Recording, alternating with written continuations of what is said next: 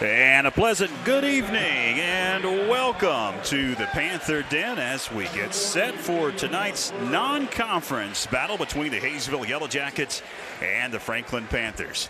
I'm George Young alongside Tony Christie as we get set for the girls action. The varsity girls just about ready to tip things off tonight at the Panther Den. It is the first home game here in the 2019-2020 campaign. The Lady Panthers come into tonight's game at a perfect 2-0 on the young season.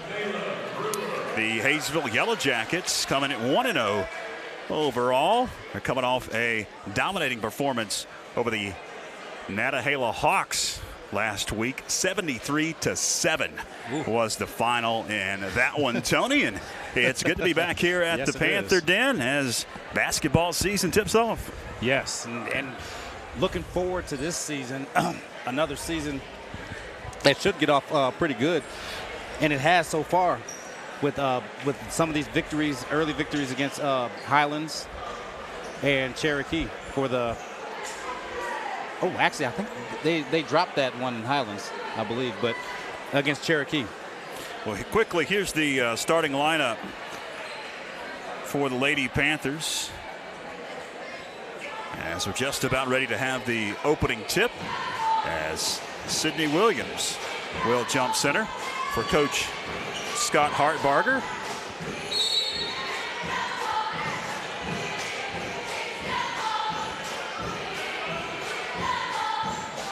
We are underway here at the Panther Den.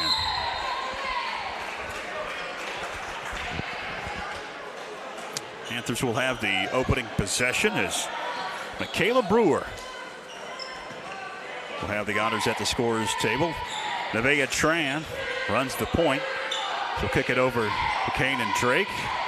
She dishes one underneath to Sydney Williams that is knocked away by the Hayesville Yellow Jackets. Oh, buddy, you can probably see on screen these numbers for Hayesville. Black and yellow on black. Oh, that's nice. And that's why I've been quiet this whole time. I've been trying to figure out who's playing. Who's who, right? Yes. Turnover for the Lady Panthers. Yellow Jackets attack, and then they turn it over.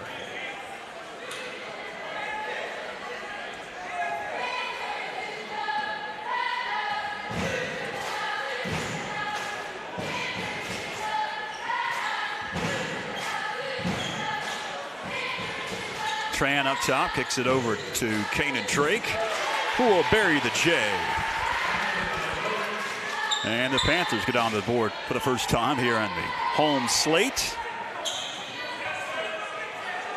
The JV girls lost a heartbreaker to open up tonight's action, 23-21 to the Hayesville Lady Jackets. A last-second shot fell for Hayesville, and they defeated the JV Lady Panthers. Point up and good to tie it up. I believe that was Brianna Foster. Yes.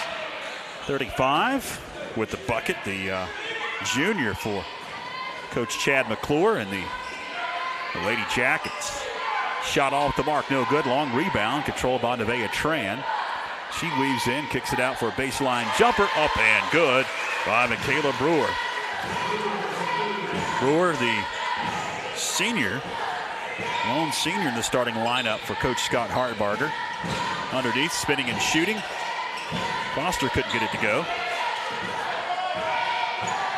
Jade Patterson with the rebound. Good to have you along. Our first basketball broadcast of 2019-2020. First of a bunch. Had a whistle and a 3-second violation. Of course, the boys varsity tips after this one's done around 8 o'clock or so.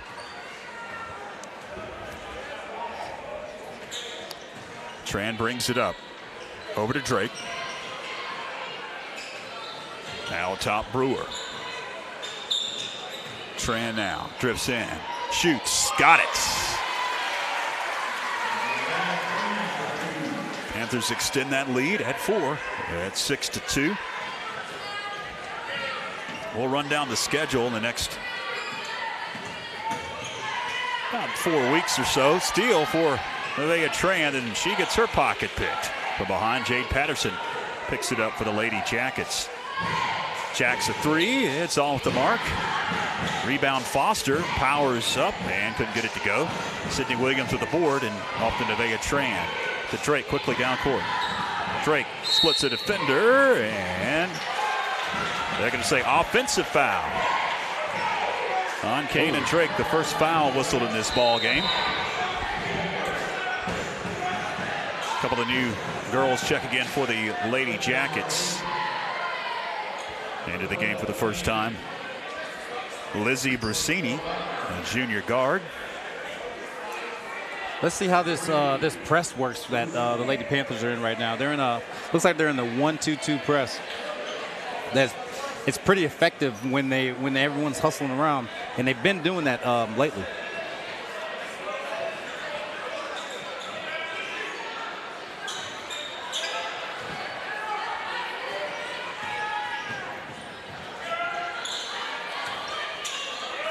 Jade Patterson will have it up top for the Jackets.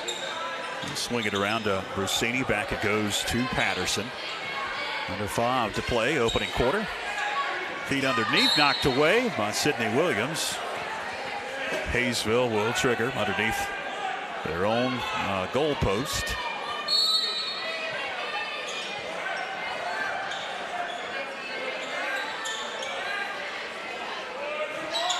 Trying to feed to Foster again. It's knocked away, picked up by Nevaeh Tran.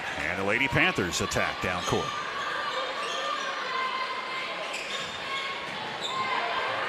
Sierra Wade extends that Lady Panther lead, and then that patented full court press. Coach Scott Hardbarger. Now back off now as Patterson brings it across the timeline. Over to Payne into the corner to Brusini. Gets trapped. She's going to dribble out and give it up to Payne. Now feeding underneath, and it's intercepted. Picking it off, Kane and Drake. Tran, bounce pass, stolen away. Foster picks it up. Feeding quickly up court. Payne can't get it to go. Crowd wanted a traveling violation. Patterson with a rebound. Shot wouldn't fall. Another board by the Yellow Jackets, and we've got a whistle and a traveling violation underneath.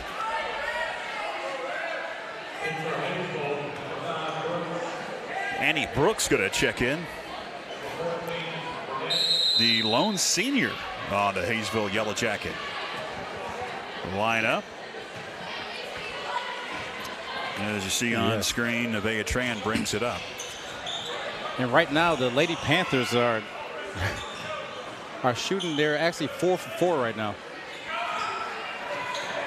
Tran, bounce pass, too tough, and it's off of Sydney Williams.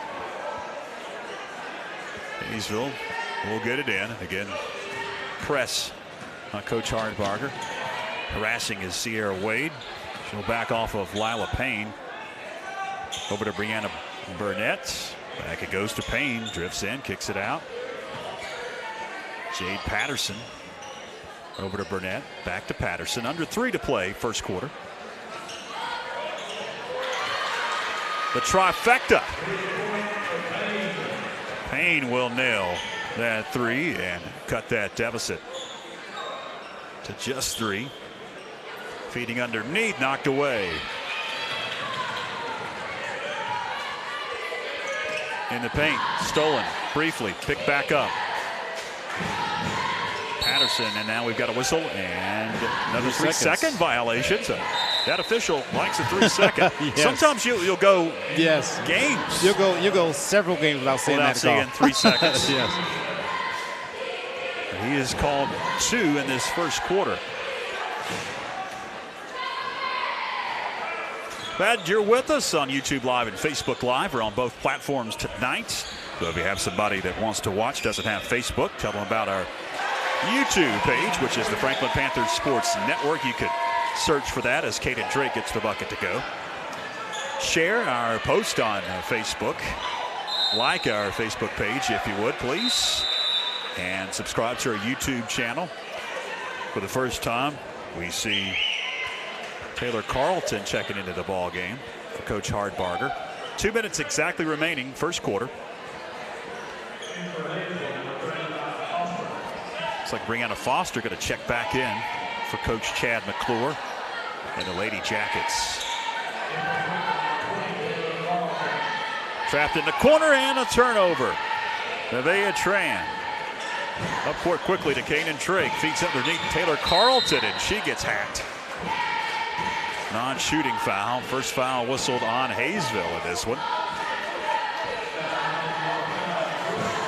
It's going to go against Annie Brooks, her first.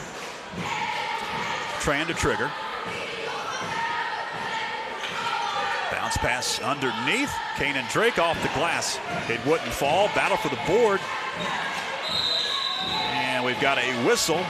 And they'll say, I believe, that whoever was out of bounds touched it. And that was a Hayesville Lady Yellow Jacket. I believe it was Patterson that touched it. Or check that. Looks like Annie Brooks was the one that touched it. Oh, it's Lady Panther basketball into Nevaeh.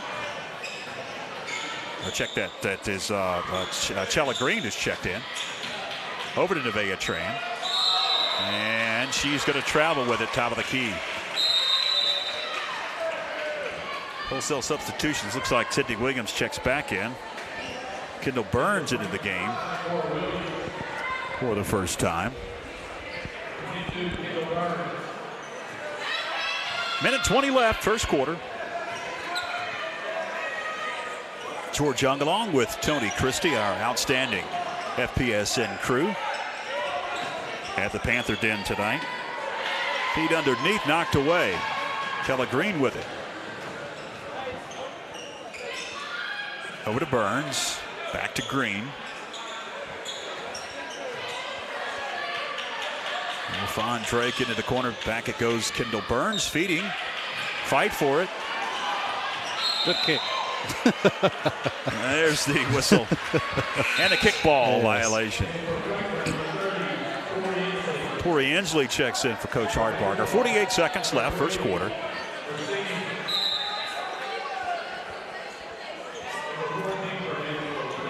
You can see the numbers for Hayesville a lot better on our fantastic cameras we have here than in real life. Up here where we're located. Feet up. The court is out of bounds and off of a Lady Yellow Jacket. That's actually what I've been over here doing. I was trying to figure out who's out there playing for Hayesville. And I can't get it on this little app I'm trying to keep the stats with. 35 seconds left. Folks watching, we can see the numbers just fine. Tori Inslee with it. That's another kickball.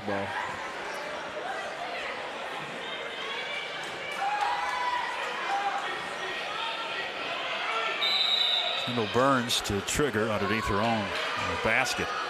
And it goes baseline jumper up and good by Chella Green. Panthers extended lead to 12-5. Now full court press. They'll back off. 17 seconds left. Buckner with it, and she's going to travel to the center jump circle. 14 seconds remaining. And Panthers, we'll see if they hold for the last shot.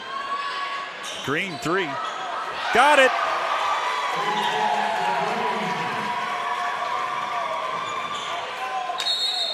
Got to fight for it. Tie up with 1.5 seconds left.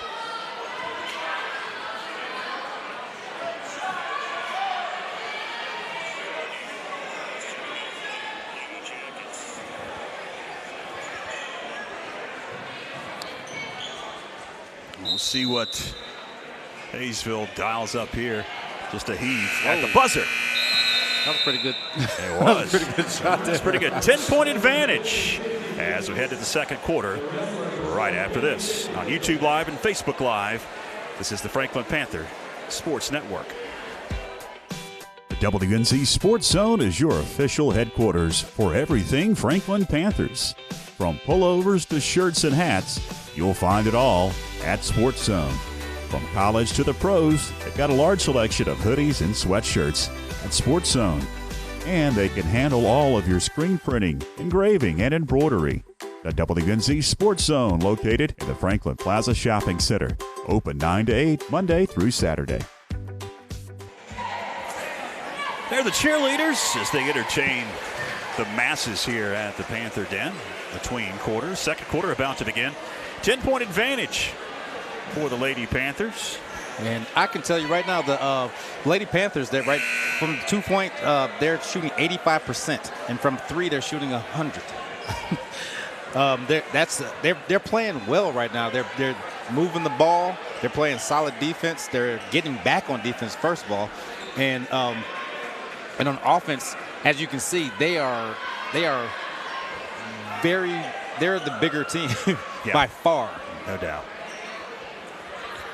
And the Lady Panthers will have first possession to begin the second quarter here at the Den.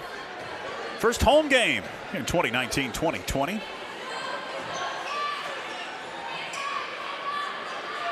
Kanan Drake over to Nevaeh Tran. Into the corner goes to Brewer, back to Tran. Tran top of the key. And she dribbles. Harassing defense for Hayesville. Yes. Needs some help, and they're going to whistle a foul on Hayesville. Reach in on Kanan Drake. Non-shooting foul. Michaela Brewer will trigger. And I checked in the break because it's kind of hard to do everything that I'm doing right now and see some of the comments that we're getting. We only had a camera on all the stuff that we've got here. Top of the key, Michaela Brewer, 3, wouldn't fall. Rebound, Sydney Williams. She goes up and her shot wouldn't fall. Another long board. This is Kanan Drake, and she loses control of it. It's picked up by the Hayesville Yellow Jackets. Brooks feeds underneath Foster, and the Foster heading out of bounds. Feeds Patterson. Her shot blocked. Top of the key, 3. Got it.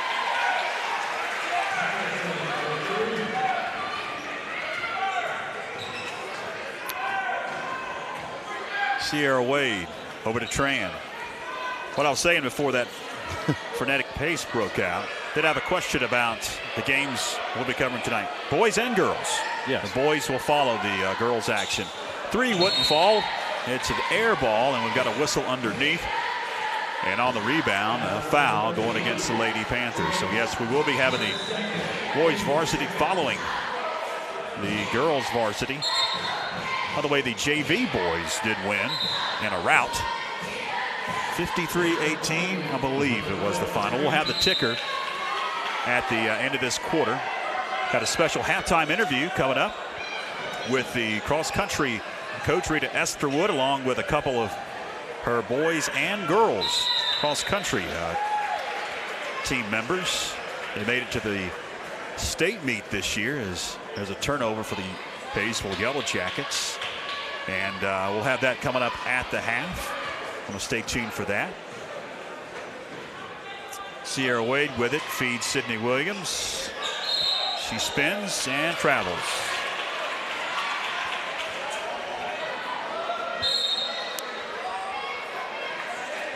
That's the 7th turnover in this first half. Well, that's pretty much the recipe for Coach Hartbarger. Yes. Play good defense, harassing defense, and cause turnovers for your opponent. Foster has it stripped. And a frustration foul going to be whistled on Brianna Foster. That'll be the 3rd on the Hayesville Lady Yellow Jackets.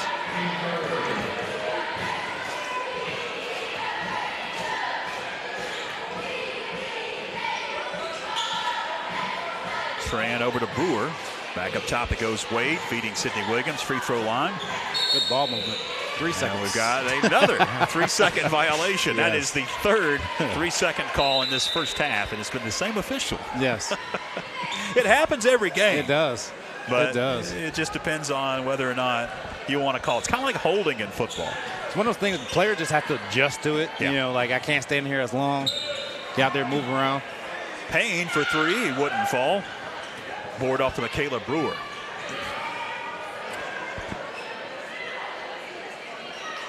Sierra Wade feeds to Brewer off the glass. Nice assist.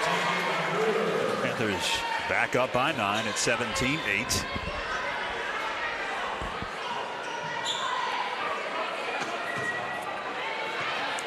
And again, fans, we are on both YouTube and Facebook Live. So if you know somebody who doesn't have Facebook, 3, well off the mark. Chella Green and the board to Hayesville. Tell them to dial us up on YouTube. YouTube app on your television. YouTube app on your phone. Franklin Panther Sports Network, FPSN. If you type any of that into the search browser on YouTube, you'll be able to find us. We're streaming live right now, Franklin Panther Sports Network. Go ahead and subscribe to us too, then you'll get notifications when we're live. 3 off the mark for Sierra Wade, the board to Hayesville. Lila Payne having some trouble in the backcourt. Gives it up to McClure. Deep 3. Chella Green with a rebound. Feeds Wade. And it's going to be taken away. Like our Facebook page as well, if you haven't already.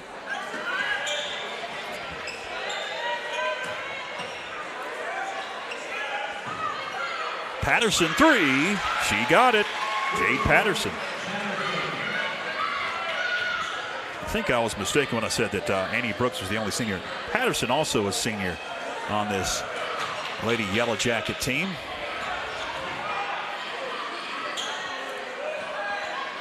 Nice pass. Sure was. Underneath, couldn't convert Michaela Brewer.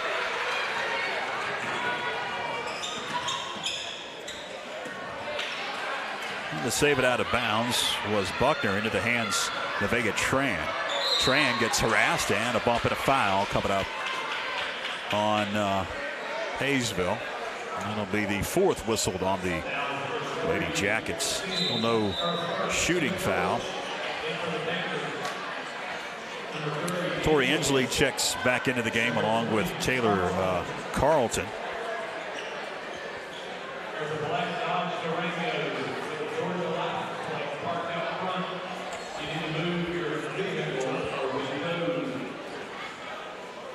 You don't have a Durango out in the parking lot, do you? No, do not.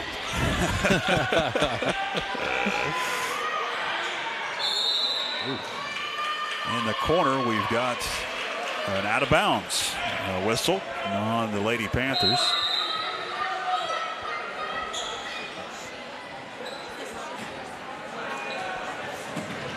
And that one's going to sail out of bounds. The pass up court was too tough for Jocelyn Buckner.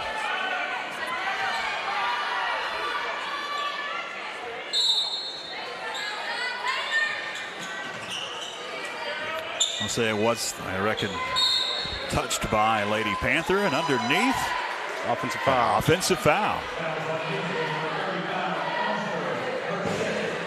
It's going to go against Brianna Foster, her 2nd and the team's 5th. Foster, the center, the junior, pick up her 2nd as Nevaeh Tran brings it up court.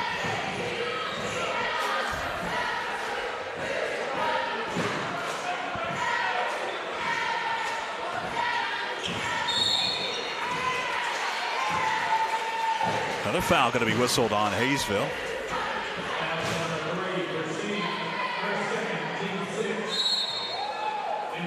That one's going to go against Lizzie Rossini. That will be her 2nd and the 6th, though. It looks close like to bonus time. It looks like Hayesville, they're in a 1-2-2, and that's actually a stranger zone that a lot of people don't play, but it's effective. Sydney Williams powers and gets the bucket to go.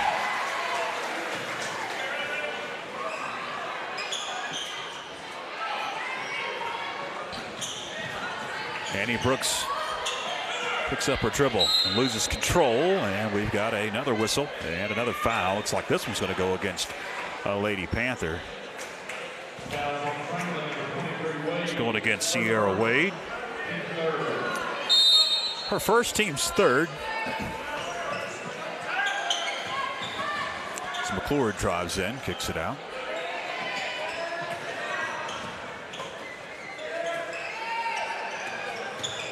Driving in. Over goes to Patterson. She jacks a three.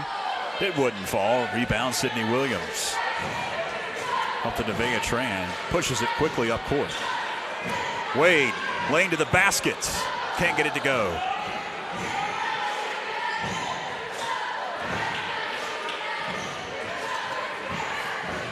Pass up court, dangerous one. Off balance shot. Wow. Got it to go. Annie Brooks. That was an interesting shot there. Hayesville hanging tough.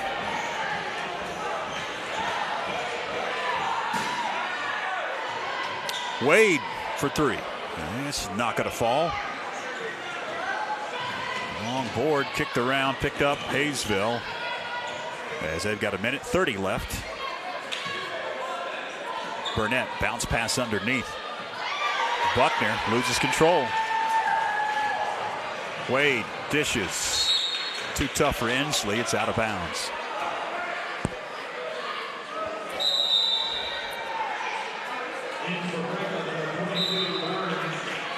Kendall Burns checks back into the game. And Michaela Brewer.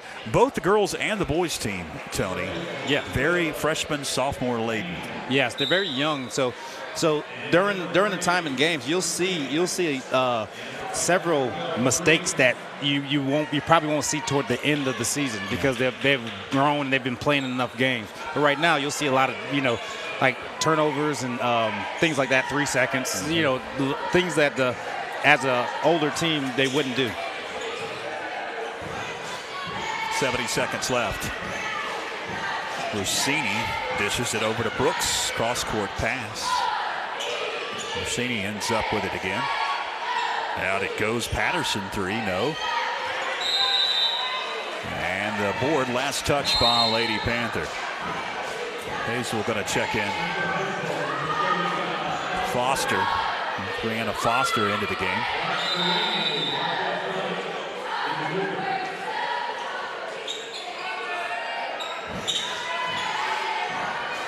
Jade Patterson three. Won't fall. And it is attempted to be saved out of bounds, but she stepped on the end line.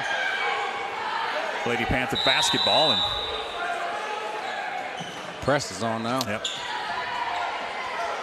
First time we've seen that out of Coach Chad McClure. Panthers break it. Sydney Williams gets fouled as she attempted that shot. She'll be at the line.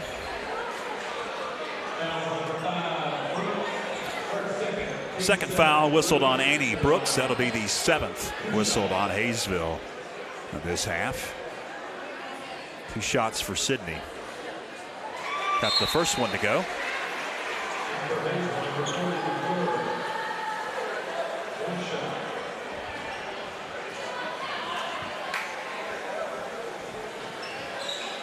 Second one would not fall as Hayesville will race down court. Rossini three. No, Sydney grabs that board. Williams big on the board so far in this one, Tony, is Chella Green drives in. Couldn't get it to go. Offensive board and stick back wouldn't fall. And we've got a whistle and a foul on the rebound. Chella Green going to pick it up. Her first, team's 4th.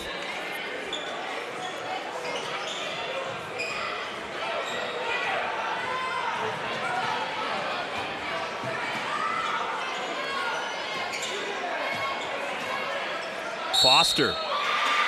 Count it and 1.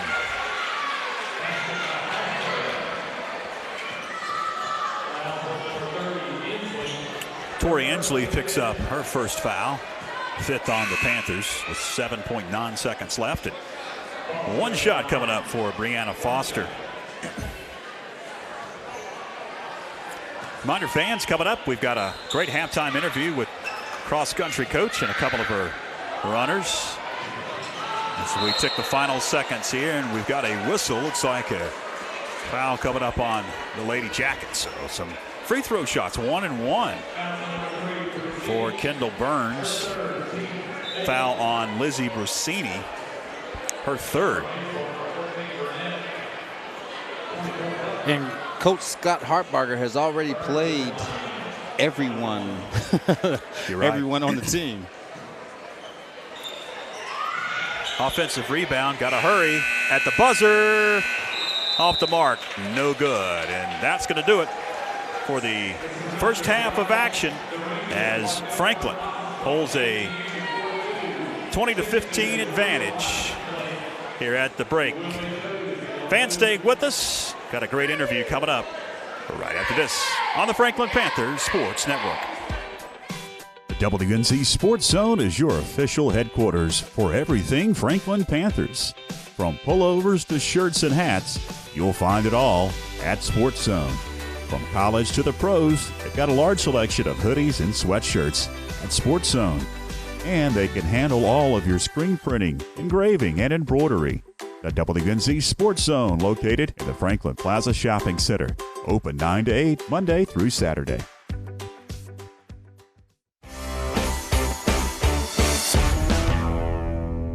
And welcome into another edition of Inside Panther Sports. George Young in studio today with cross-country head coach Rita Esterwood. Been the head coach since 2011, the girls team, and combined both men's and women's that year. And you've been around running for a long time, Rita. It's good to have you in studio today. Thank you. Talk about cross-country. You've been a runner for a long time.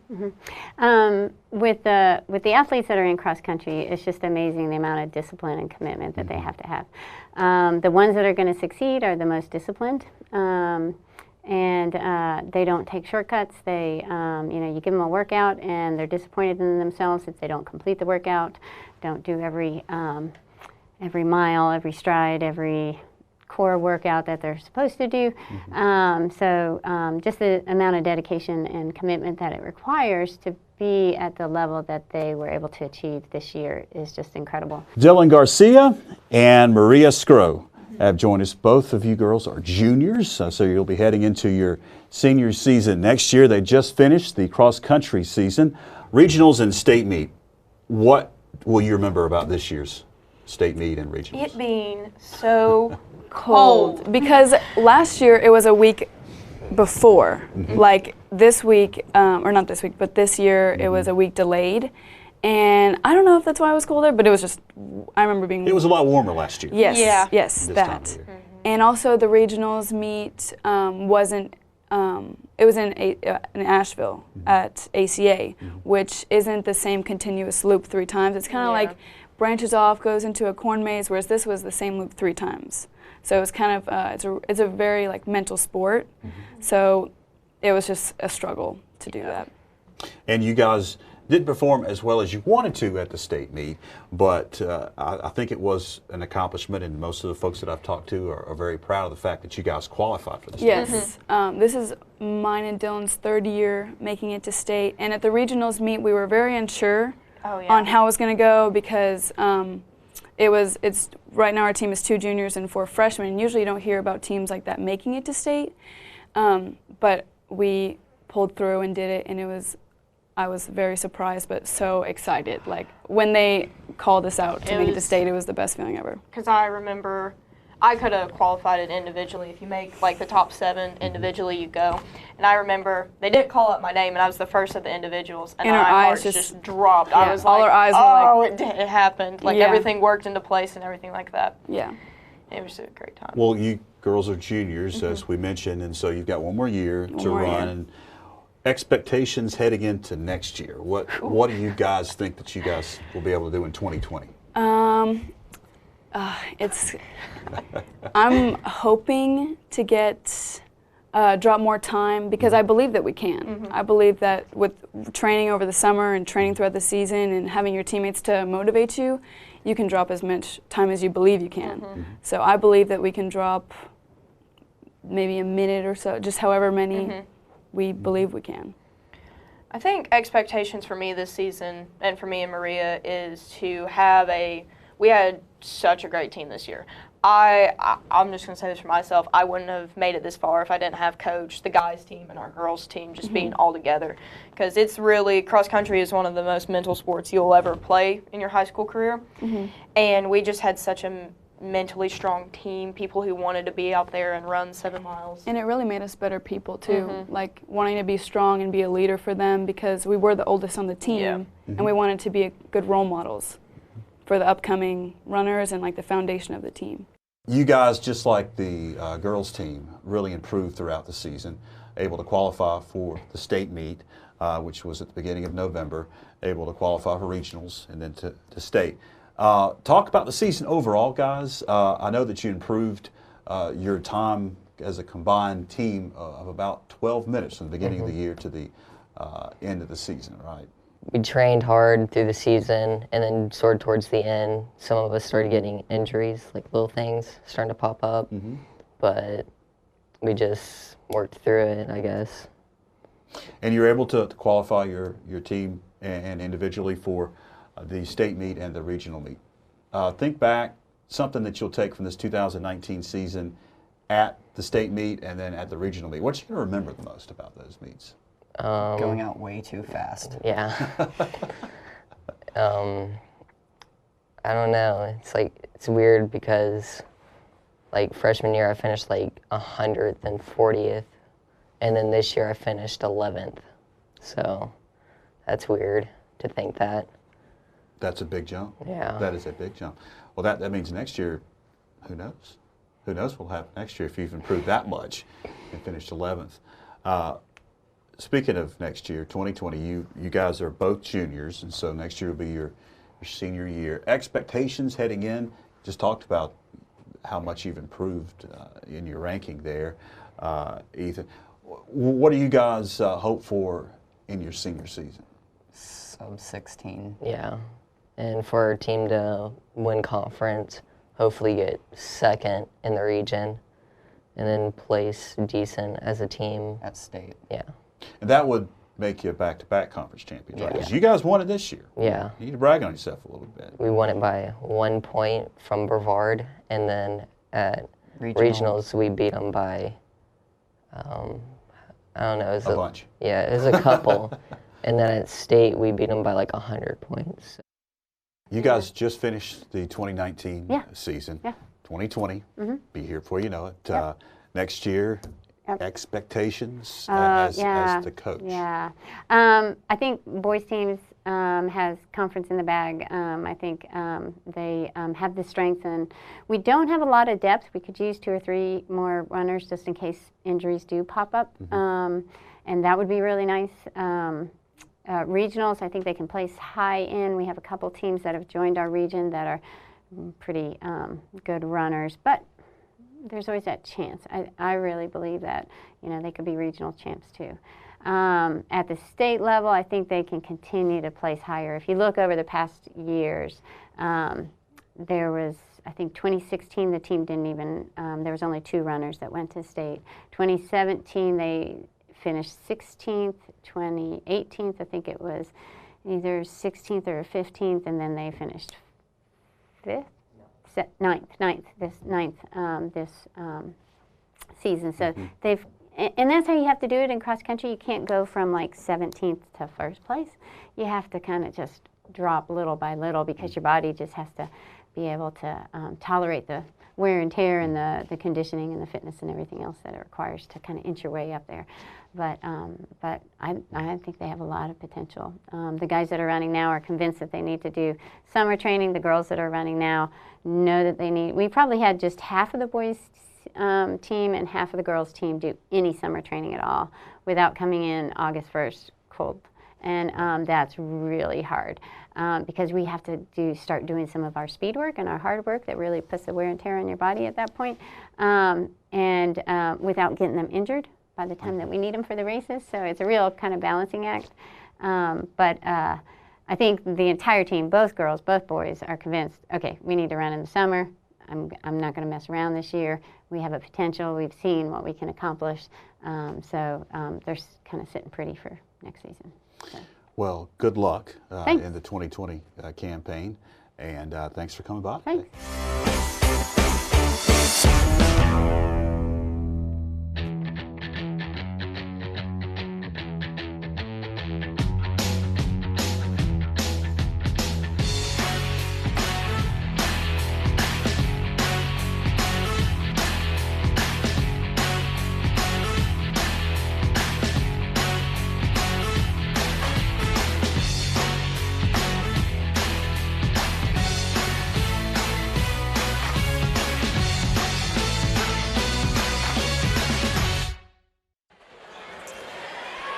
All right, welcome back, fans. Just in time as we begin the third quarter here at the Den.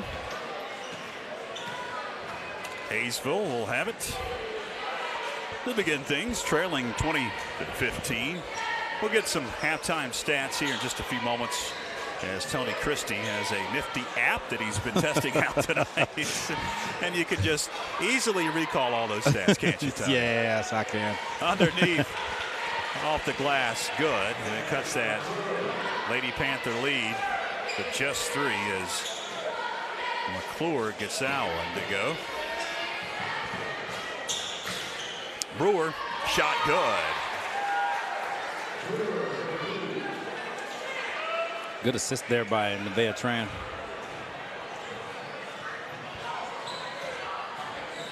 Driving in is Burnett, and it is off of a Lady Yellow Jacket.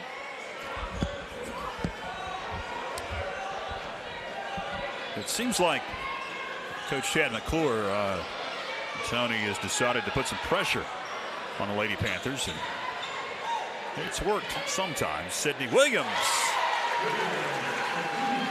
I tell you what, we've been actually shooting the lights out when we've actually getting shots, because right now at halftime, the Lady Panthers have 11 turnovers, and that's, you know, if they were how they're shooting, the percentage that they're shooting right now, if they were, you know, getting a shot every time, it would be the lead would be more than 7 points.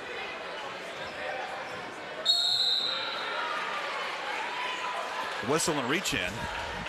Going to go against Sierra Wade. And one thing that you did mention late in that first half, Tony, Scott Hardbarger, the head coach for the Lady Panthers, has cycled in a lot of his bench players. Yes. In fact, played everybody. Yes. At one point in time in that first half. And that's good. Early in the season, that's good, because you want to have a deep team. You don't want to, like, you know, be reliant on, you know, just one person or, you know, a group of maybe even just 5. You want to have the deepest team possible. Shot would not fall for Patterson. Nevaeh Tran with a rebound. Wade quickly gets it over to Brewer to Kanan Drake. Drives in. Drake off the glass.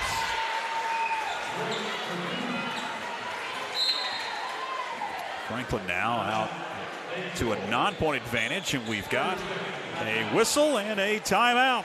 We'll take one as well. Back right after this. The WNC Sports Zone is your official headquarters for everything Franklin Panthers. From pullovers to shirts and hats, you'll find it all at Sports Zone. From college to the pros, they've got a large selection of hoodies and sweatshirts at Sports Zone. And they can handle all of your screen printing, engraving, and embroidery. The WNC Sports Zone, located in the Franklin Plaza Shopping Center. Open 9 to 8, Monday through Saturday. Hayesville decided that they had seen enough. Coach Chad McClure had seen enough of the Lady Panthers jumping out to a non-point advantage. It was 5 at the break. If you just joined us or rejoined us after the halftime festivities, Franklin held a 20-15 advantage, now 26-17. Nevaeh Tran. Frustration foul.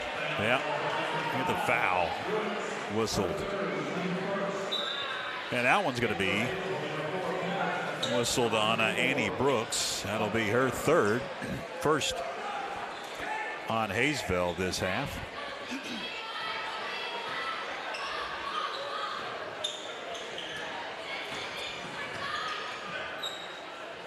Kanan Drake with it. It looks like Hayesville switched to a 2-3 zone now. Brewer, cross-court pass over to Wade into the corner. Drake. She can't get it to go. Rebound picked up by Sydney Williams. She's fighting for it, and we've got a whistle on who? And we're going to talk it over.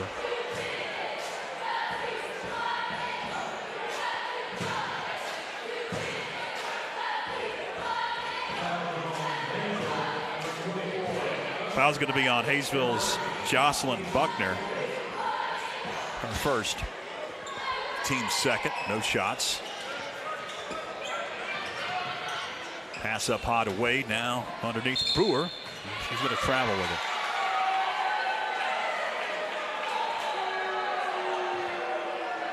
Fans didn't like it. Decent crowd on hand on this Monday night, an odd night for basketball. Usually it's a Friday or a Tuesday, especially when you get into conference play. Non-conference, though, it sometimes happens on Monday nights. Yes. Wednesday night, and had some Thursday night games last week. And for a coach, it's hard because no one out. I think it's against the rules, but I'm not sure. But no one ever has practice on a Sunday, so it's hard just to come in and play a game. You know, I didn't think about that. You're right. Yes, it's that's why this game kind of looks like this, because they haven't practiced since Saturday. If they had practiced Saturday, might have practiced on Friday, so that's why it doesn't look as crisp and clean as a normally would, with a 9-point lead. Michaela Brewer going to pick up that foul to the collision. And another foul in the backcourt. Tran going to pick it up. First on Nevaeh, and the third whistled on the Lady Panthers. Really in the past minute.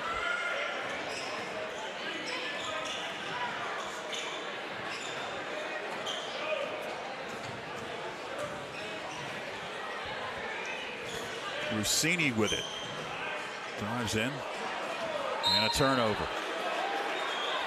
The Lady Panthers, they've actually been playing man-to-man, and it's working in their favor because they have Hayesville outsized pretty much in every single position except the point guard. So they're making it extremely hard for Hayesville to get shots off.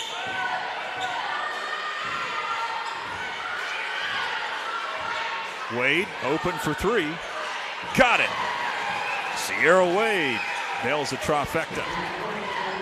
And the Panthers have extended the lead to 12 here, under 4 to play, third quarter. Off the glass, good. Hayesville answers. As Jade Patterson able to get that one to go.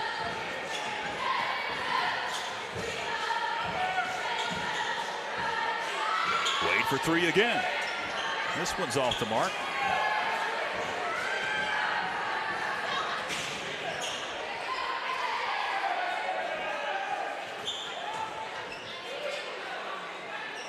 Shot would not fall, and on the board, it's out of bounds. Buckner shot was short. And some foul or some subs coming in. As Foster checks in for Hayesville along Kendall Burns. Kendall Burns, and Hayesville will have possession here.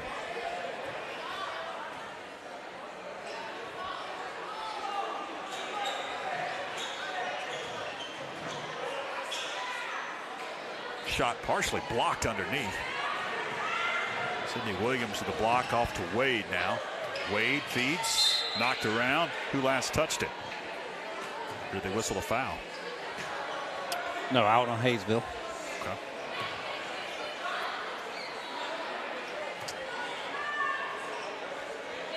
Burns will trigger. She gets it into Michaela Brewer. Brewer back again out to Drake, over to Burns. Sydney Williams is double teamed, fighting for position. Wade now splits the defender. Wild shot, no. Drake with the board. Brewer got it just inside the arc.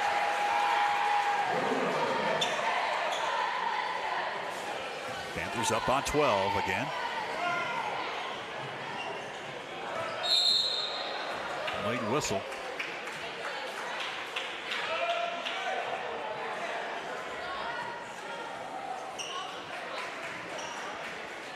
happened, Tony?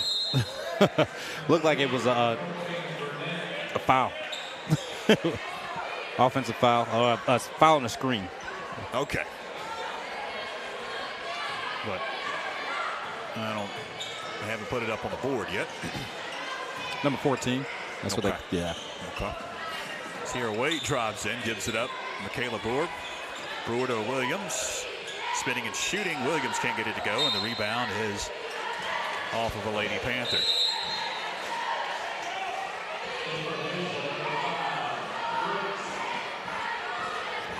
Annie Brooks going to check in for the Hayesville Lady Jackets. Taylor Carlton into the game for Scott Hartbarger. Let's see if the backups, the subs, can actually sustain it this time, because last time there was a substitution that was a little lull in the action. Yeah.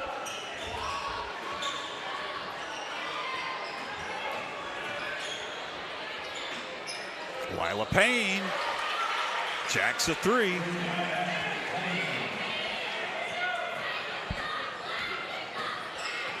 Cuts into that Panther lead. Now 9. Sierra Wade backs in, spins, shoots into paints, and we've got a whistle and a foul.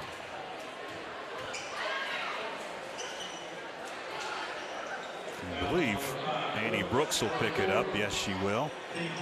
Her 4th, team's 3rd. Shots coming up for Sierra Wade. The sophomore guard will attempt a couple of free throw shots. 1:44 to go here in the 3rd. Boys varsity to follow. Couldn't get that one to go. Got a whistle and some subs coming in. Looks like Rossini into the game. Again, that's those numbers are hard to pick up from this angle. I've stopped. You can see them great on our cameras. Yes. But up here in the crow's nest, black on yellow on black. Looks good. Yeah, I guess. You know, if you're close, but if you've got 1080p camera angles like we have. I don't have those type of eyes, though, unfortunately. Pass intercepted. Kanan Drake dishes. Kendall Burns backs it out now. Taylor Carlton, top of the key. Can't get it to go.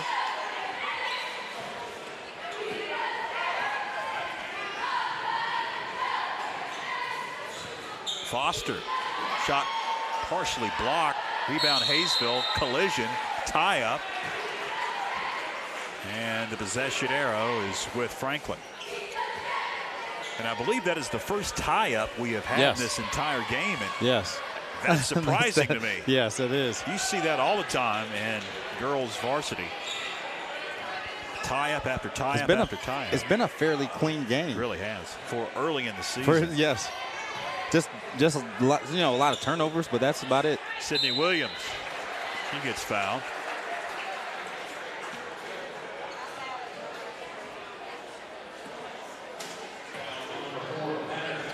Looks like Jade Patterson going to pick up that foul. It'll be her 2nd. And the team's 4th. 2 shots for Sydney Williams.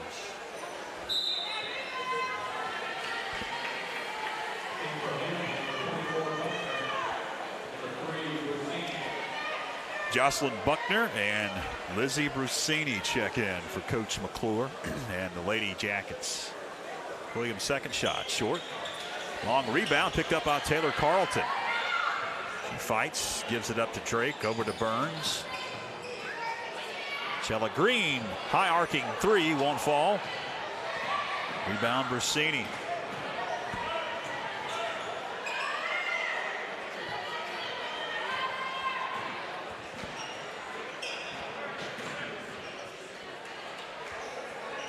Jade Patterson holds it with under 30 seconds remaining, 3rd quarter.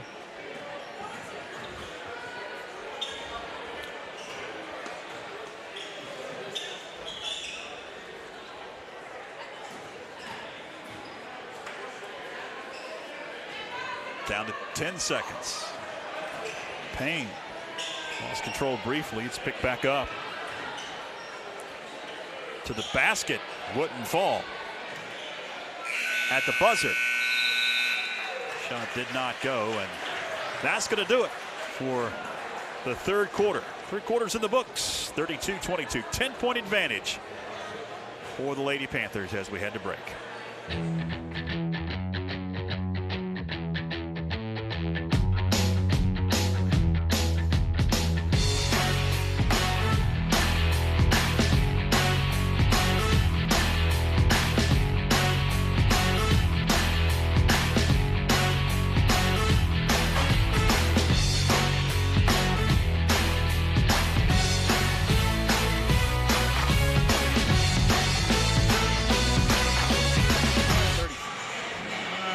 Welcome back. There's the cheerleaders. Nice routine here between quarters. Of course, coming up after the girls' varsity is the boys' varsity. And I've been talking about the schedule, and we have not had a chance. It's been a frenetic pace. It has. Here's And it's the schedule. first game, too. It is the first game. Yes. He's working some of the kinks out. Here's a schedule for the upcoming broadcast schedule for the Franklin Panther Sports Network. So as you can see, we've got a lot of games coming up in the next month or so. Do.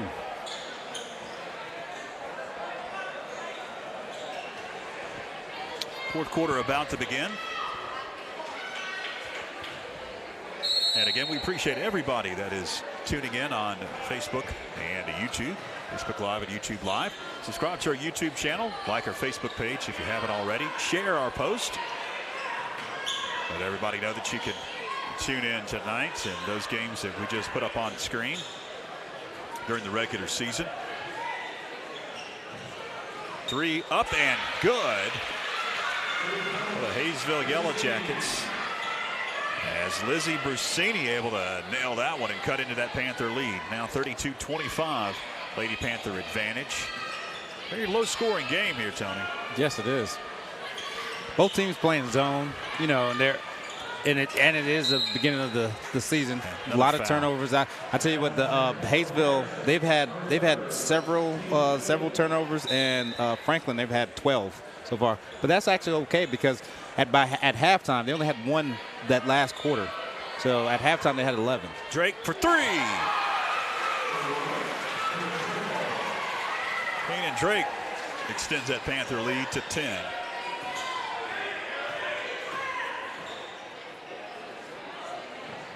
Hayesville tries to answer.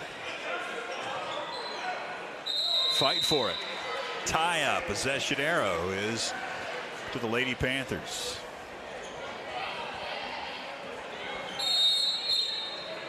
Got a whistle. We have a timeout on the floor. We do. We got a timeout on the floor, so we'll take one on YouTube Live and Facebook Live. You're locked into the Franklin Panthers Sports Network. The WNC Sports Zone is your official headquarters for everything Franklin Panthers. From pullovers to shirts and hats, you'll find it all at Sports Zone. From college to the pros, they've got a large selection of hoodies and sweatshirts at Sports Zone. And they can handle all of your screen printing, engraving, and embroidery. The WNC Sports Zone, located in the Franklin Plaza Shopping Center. Open 9 to 8, Monday through Saturday.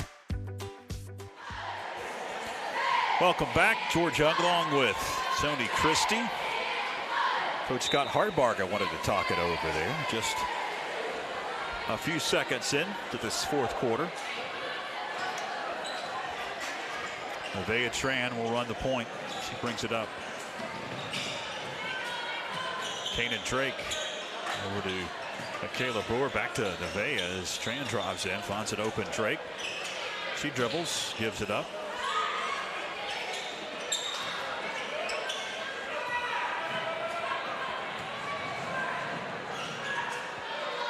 Underneath, shot wouldn't fall for the Lady Jackets as Sydney Williams is able to secure that rebound.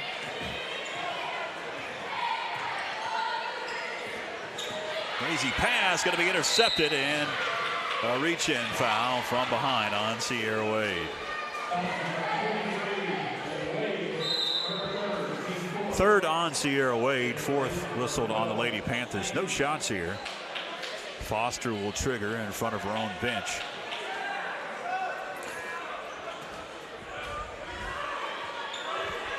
Three off the mark. Kanan Drake brings it down, gives it up to Wade. Sierra Wade for three.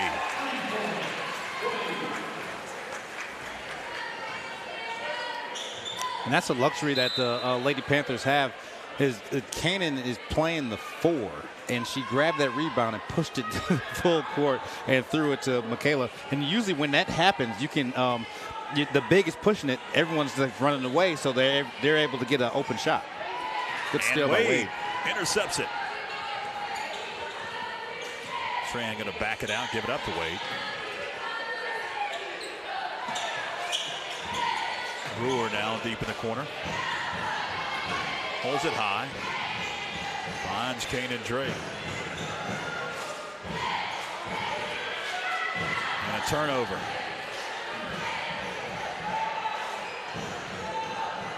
Three from the corner wouldn't fall. And a long board for the Lady Panthers. Brewer dishes to Williams. Sydney getting position, and they'll say she stepped on the baseline.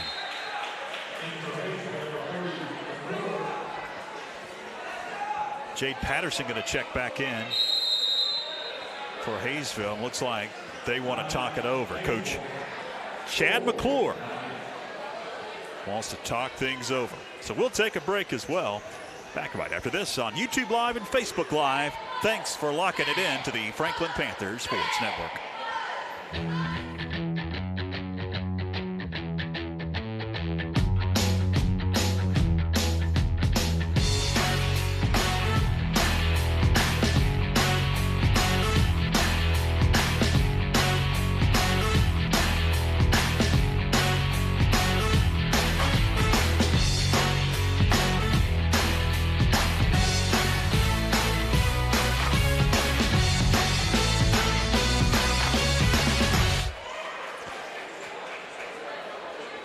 Welcome back to the Panther Den on this Monday night of hoops. Hayesville wanted to talk things over. Trailing 38-25. They come into this one 1-0. Victory over Nantahala 73-7 last week. Opening season victory. Sometimes when you win like that, it's hard to get young people to understand that all of them aren't going to be like that. it's very hard.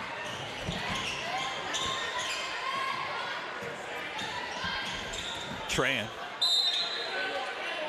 will get fouled. They're going to wave off the bucket as it went in.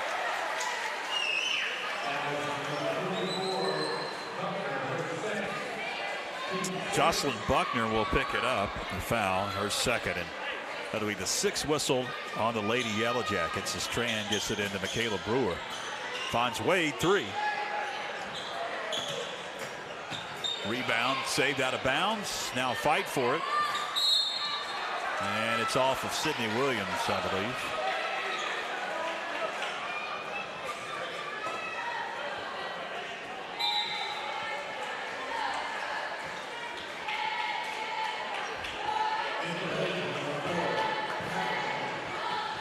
I think I might be able to talk during the boys game because I'm figuring this thing out. I'm getting it. Yeah, I'm getting your it. Stat app over there? Yes, I'm getting it. It looks really cool.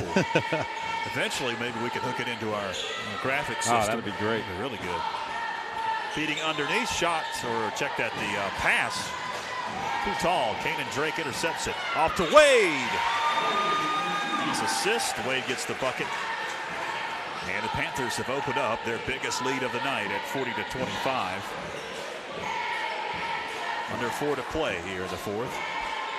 Boys varsity coming up. Off the glass. Good. Hayesville stops the bleeding briefly as Kinley McClure gets the bucket. Deep 3, Wade. She can't get the roll. Rebound Foster.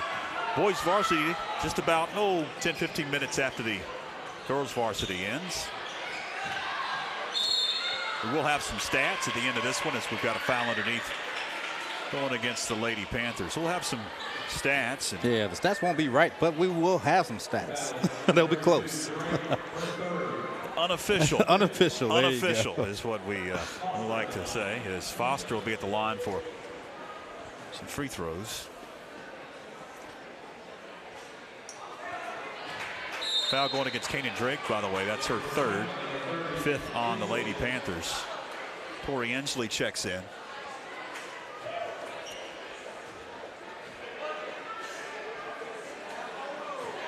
Some stats and analysis after this one, and we'll get you set for the boys varsity. As that one is up and good.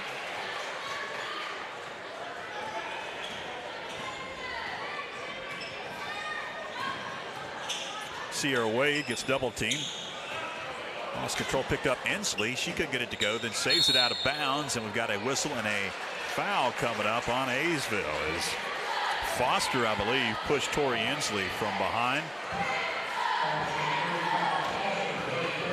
That's going to be the third whistle on Brianna Foster, and 1-1.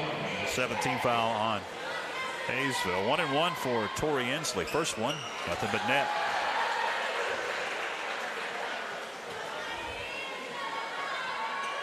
Sometimes I just get mesmerized by the great camera work we have. Yes. Second one would not fall. Rebound, Sydney Williams. She goes up and gets the bucket.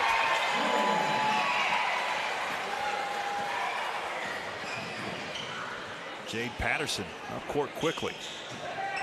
McClure now drives in, gives it up to Foster. Her shot no good. Rebound, Sydney Williams finds Drake. Now into the front court, Nevaeh Tran. To Williams, she travels with it, shuffled her feet at the top of the key.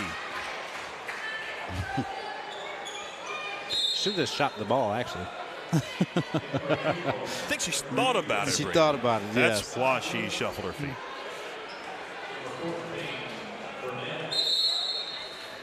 Got a whistle. Looks like Hayesville wants to talk it over once again. Reminder, fans, the schedule of events on Franklin Panther Sports Network. Here it is. Next game will be in about 2 weeks. Next Friday, that is the Friday before Christmas, against Swain County here at the Panther Den. And we've got some after Christmas action. And then the conference begins on Friday.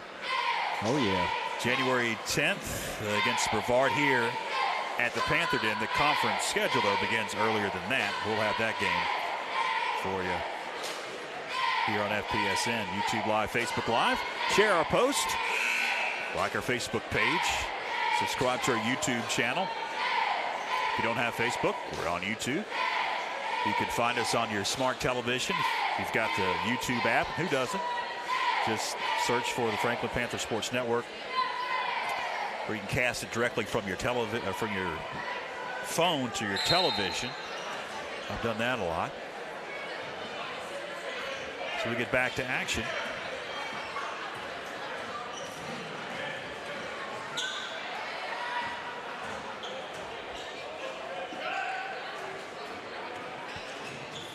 McClure weaving in traffic, shot partially blocked. Foster with a rebound. She gets stripped. Let's say last touch by Lady Jacket.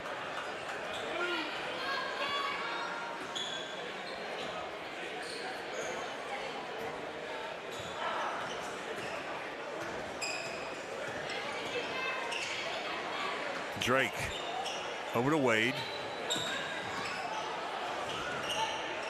Looking for Williams, I believe. On that cut. Nice cut. Nice. Underneath. Kanan Drake. Panthers extend the lead. Their biggest of the night. 17 points. Looks like next dead ball, Coach Hartbarger will empty his bench. Rossini 3 wouldn't fall, and now here comes a whole new 5 players for Coach Scott Hartbarger. He'll empty his bench. Get some names here. Chesney Berry has checked into the game for the first time. Corey Burrell into the game. Looks like Sydney Chapman is in there as well, and Candace Parker brings it up. Turnover, another turnover. Taylor Carlton with it. Finds Parker. She couldn't get it to go. Rebound Chapman. Saves it out of bounds. Into Parker. Or to Berry, rather. Out it goes to Chapman. Shot wouldn't fall. Ball on the floor. Picked up by Burrell. Her shot would not go. Chapman with the rebound. And he goes to Berry. Spins and shoots. And gets the bucket off the glass.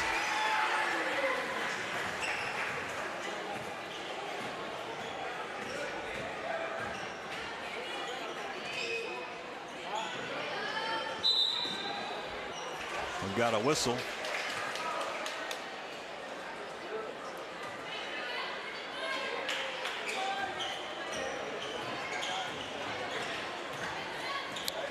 Final 37 seconds. Parker. Pass knocked away. Burnett will get it to go.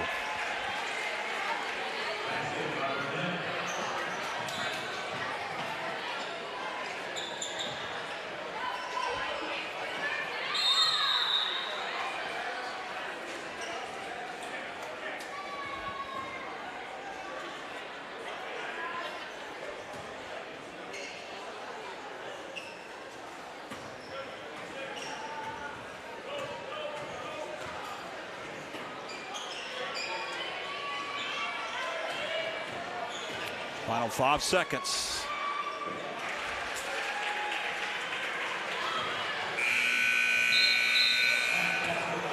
And that's going to do it. Final in this one. Franklin 47, Hayesville 32. Solid victory for Coach Scott Hartbarger and his Lady Panthers against the scrappy Hayesville bunch. Very, very good win. We will take a break here. As you see, they have put some time up on the clock. It should be about 10 minutes until the boys varsity will tip it off. We will take a break here. We will come back. We will wrap things up here on the girls post-game show. Get you set for the boys varsity. That's all to come. Stay with us on YouTube Live and Facebook Live. This is the Franklin Panther Sports Network. The WNC Sports Zone is your official headquarters for everything Franklin Panthers. From pullovers to shirts and hats, you'll find it all at Sports Zone. From college to the pros, they've got a large selection of hoodies and sweatshirts at Sports Zone. And they can handle all of your screen printing, engraving, and embroidery. The WNC Sports Zone, located in the Franklin Plaza Shopping Center. Open 9 to 8, Monday through Saturday.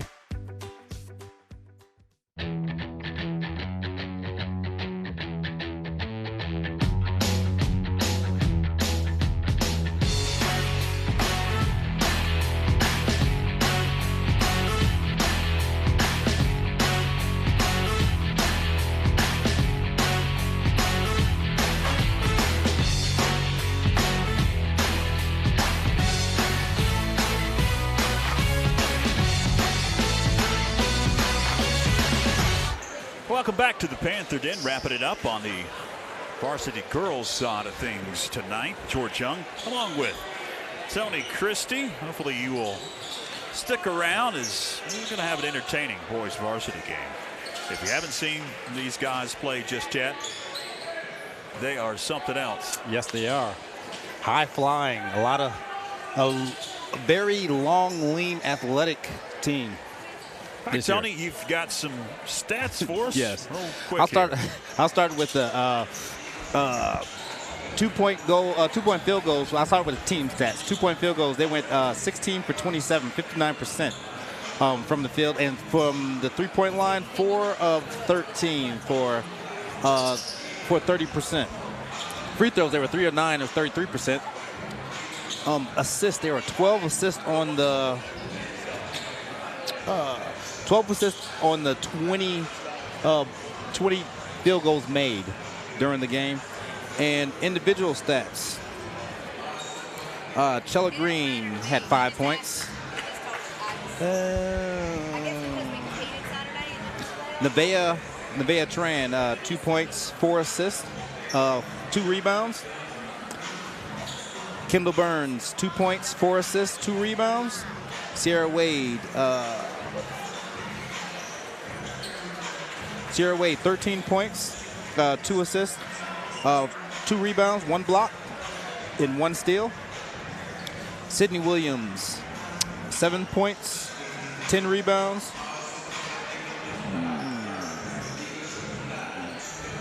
Kanan Drake, 9 points, 2 assists, 5 rebounds, and 4 steals. And Michaela Brewer, 8 points, 3 rebounds, and 3 steals. All right.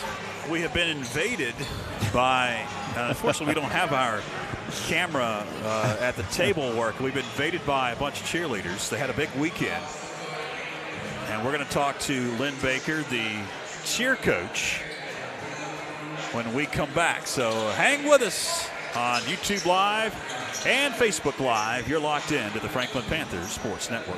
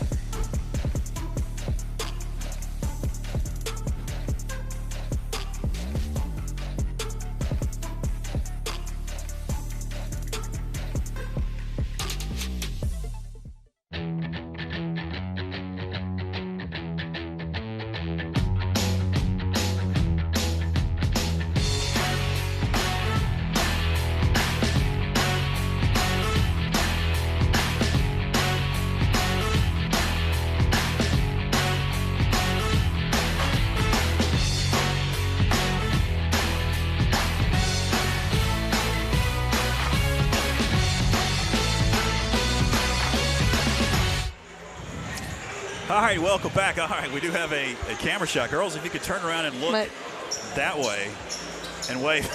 There we are. Wait. We're getting another camera up here. We've been invaded by all the cheerleaders as they had a big weekend this past weekend. Lynn Baker, the head cheer coach, joins us. Tell us about what happened over the weekend.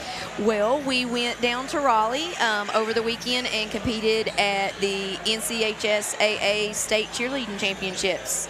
And I understand we did pretty well.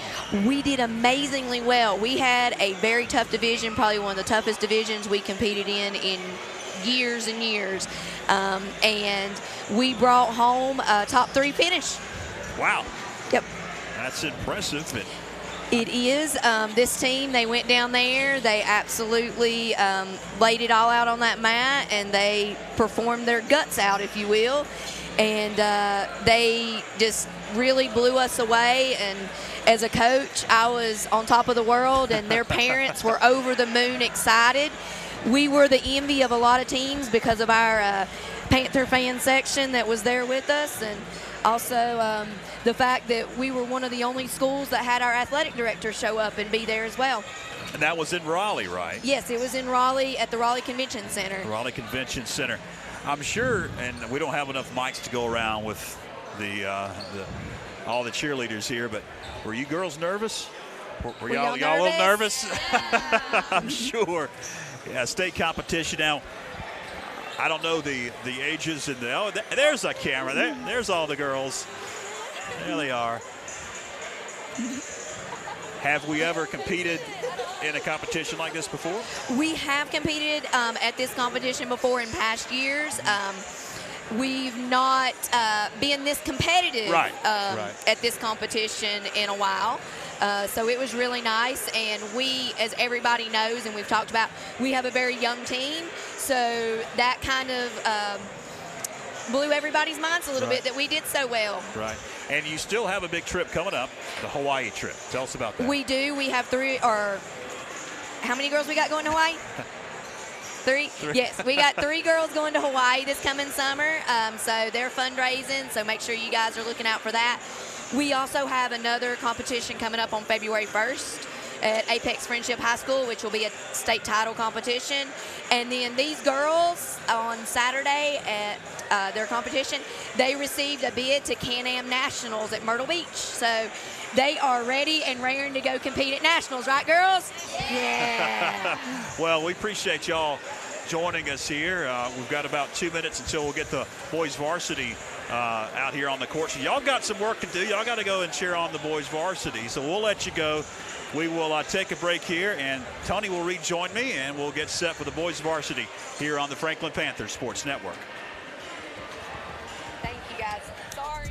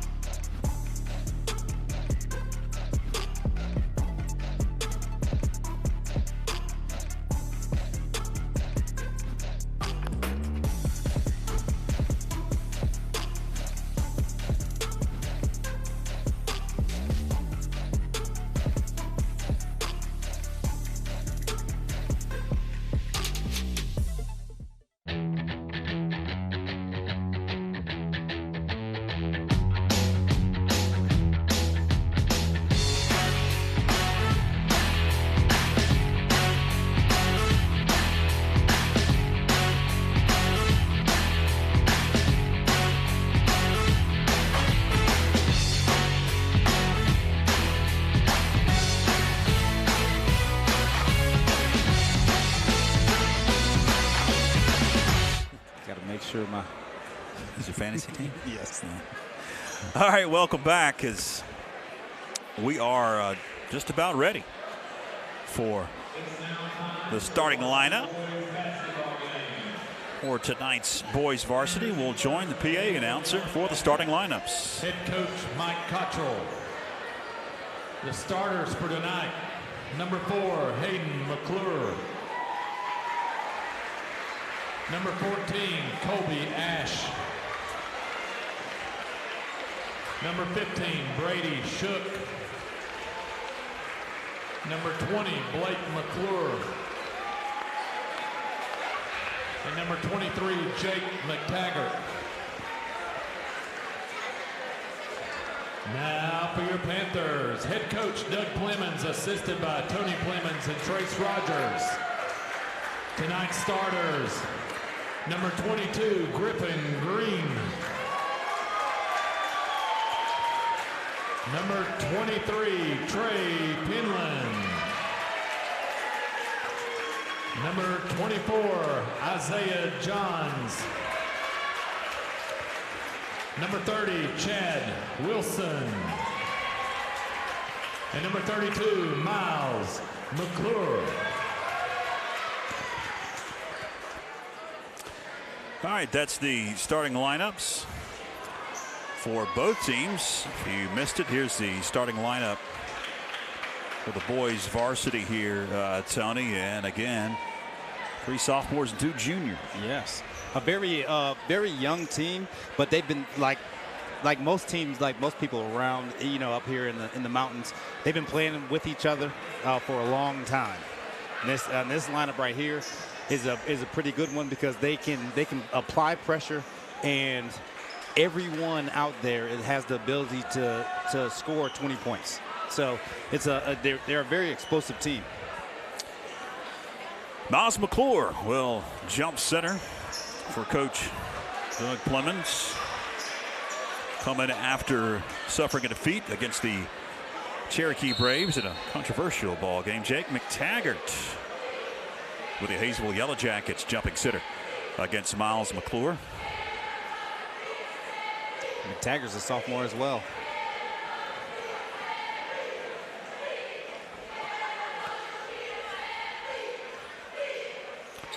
We are underway here at the Den.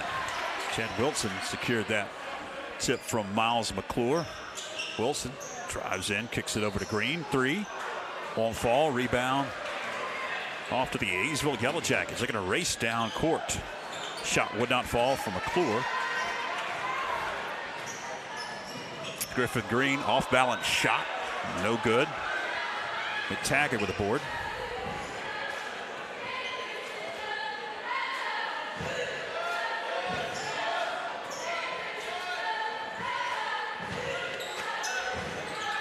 Spinning one underneath. Off the glass, good. Colby Ash, sophomore. Hayesville gets the scoring going. And this boys varsity tilt tonight. Isaiah Johns up top. And Hayesville comes out in the man-to-man. Griffin Green. Green to the hole. Got it to go. Ties it up.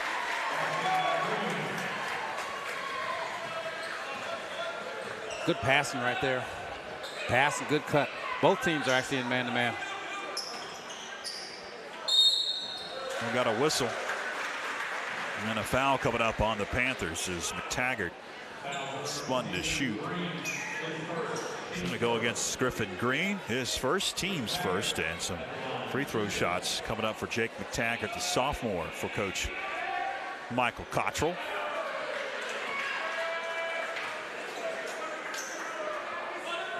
Hayesville has found some success over the past few years on the 1A level as the second shot is up and good by McTaggart.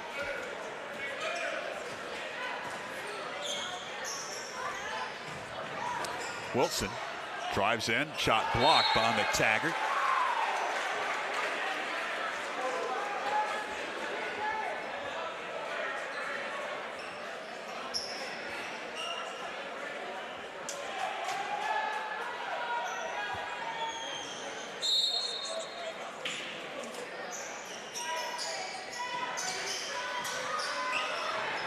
Isaiah Johns, we got a 5-second call against him. Too long to get it in. That's a turnover.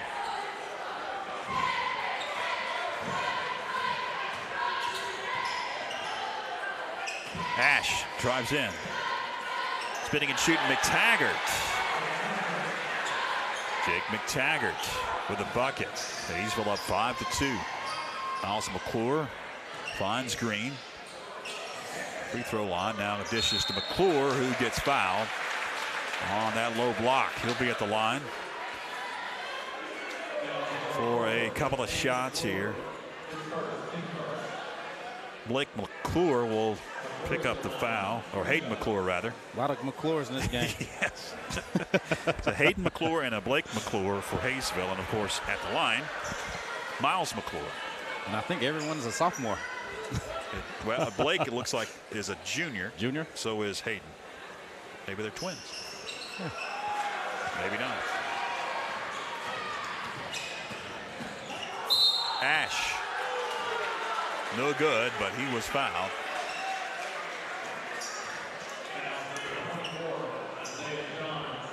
Isaiah Johns will pick up the foul, his first, team second. As Colby Ash will be at the free throw line. He will shoot 2.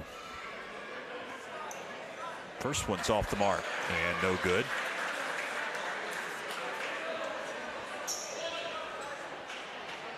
And as you can see, that Hayesville wants to push the pace. They feel that they can get up and down and try to outscore the bigger Franklin Panthers. Second shot good. Hayesville now up 4. Isaiah Johns brings it up. Chad Wilson, 3. Got it.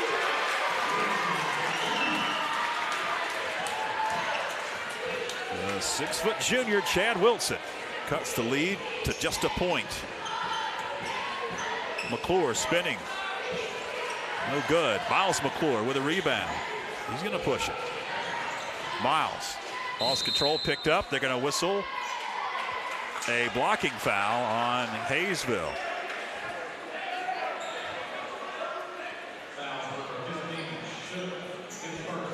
to go against Brady Shook.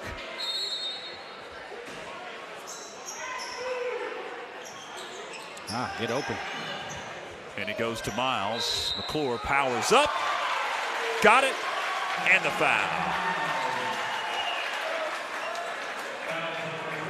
And the Panthers have gained the lead for the first time in this one at 7-6. And McClure will be at the line. Blake McClure was whistled for the foul. And Miles McClure will get the and one to go. 8-6, 2-point advantage for the Panthers. Underneath, open, Shook, wouldn't fall. Chad Wilson, McClure 3. No good. Penman board off, it goes to Wilson. Now a battle for it. And a jump ball, possession arrow to Hayesville.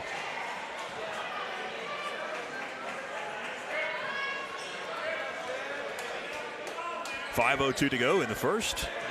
Boys varsity action here on FPSN. Thanks for joining us. George Young along with Tony Christie.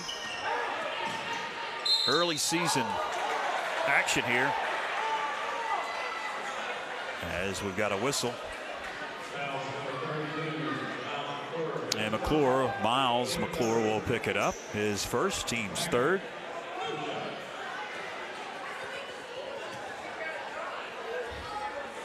And McTaggart cannot get the first to go. He'll get one more chance. And as you see, both teams want to get it inside to the big guys, because McTaggart, he's a good-looking sophomore. Yeah, he's a big guy. Both these teams have some height underneath. Isaiah Johns on the dribble. Off balance shot, wouldn't fall. Rebound, Johns, and he gets the stick back to go. And Franklin, after trailing early in this first quarter, has now extended the lead to 10-6. We tick towards 4 minutes remaining. Blake McClure gives it up to Colby Ash. Ash, high arcing shot, wouldn't fall. Rebound, Chad Wilson. Up court, Griffin Green.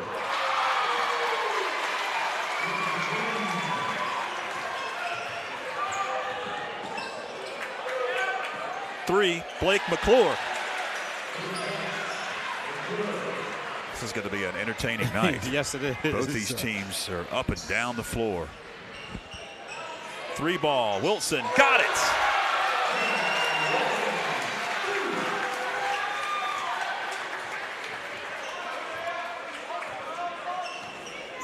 Colby Ash, guarded by John, stops and pops.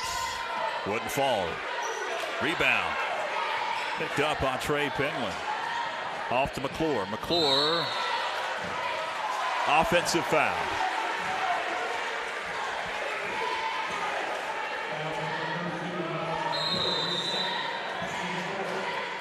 They could have called offensive on that previous drive and had to wait. On that one, they called a blocking. This one, it's an offensive foul, and McClure will take a seat. Yeah. Second on Miles here in the first quarter. I want to save him for as long as you can. And we've got another whistle and another foul coming up on Franklin. Looks like this one's going to go against Trey Penland. Mark Cothran will be at the line. Fifth on the Panthers. First on Griffith Green. Or check that, Trey Penland. 23, not 22. Those lights on that far scoreboard kind of dim. Trey Penland, or is it my eyes? I think it's a combination of both. Isaiah Johns. We get older and older every year. Yes, we do.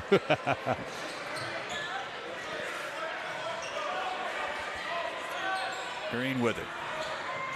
Driving in. Off the glass. Good.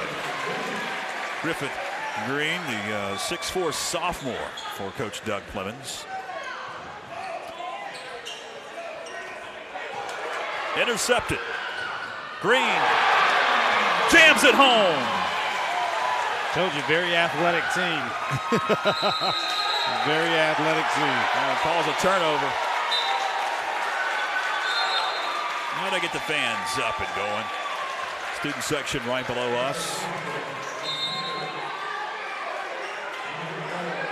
Panthers now up double digits, 19-9. 2:38 to go in the first. And then it goes to Chad Wilson. Quickly back to Griffith Green. Across that timeline, 2:30 remaining.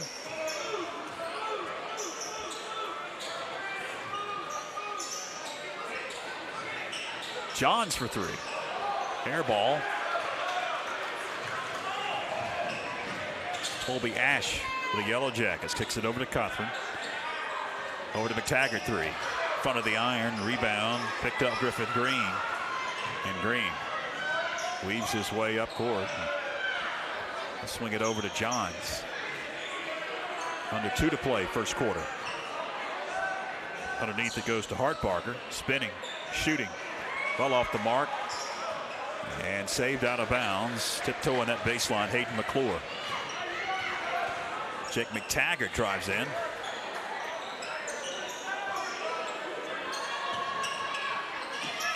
Hayden McClure, three.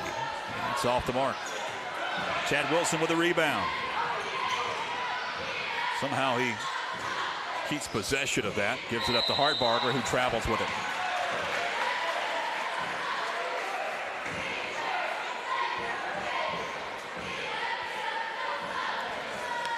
Fast-paced right now. It is a fast-paced game for sure. I've got a 33 out there, but I don't have a 33 on my roster. Is that 30, you think? We got whistles.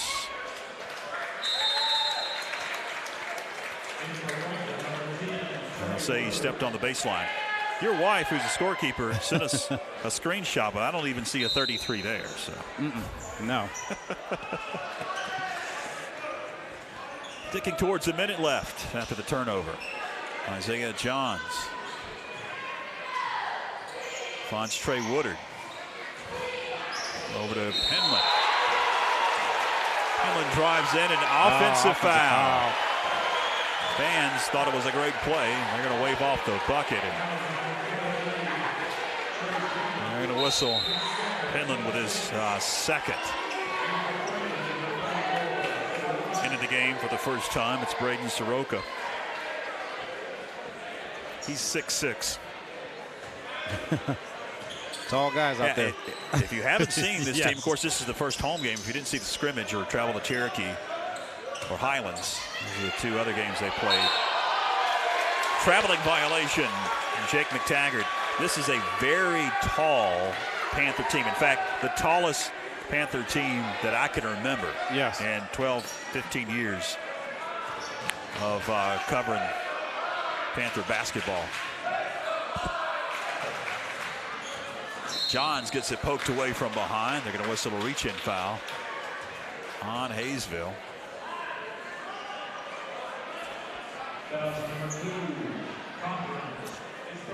Mark Cothran will pick up his first foul, fourth on Hayesville. No shots. Johns to trigger. And it's going to be intercepted. McClure. Johns with the rebound. It's his shot blocked, picked up by Hartbarger. He couldn't get it to go. Saved out of bounds into the hands of Hayesville. McClure off the glass, good. Green wouldn't fall, and that'll do it. So the first quarter of action here at the Panther Den. 19-11. Panther advantage as we take a break. Yes. The WNC Sports Zone is your official headquarters for everything Franklin Panthers.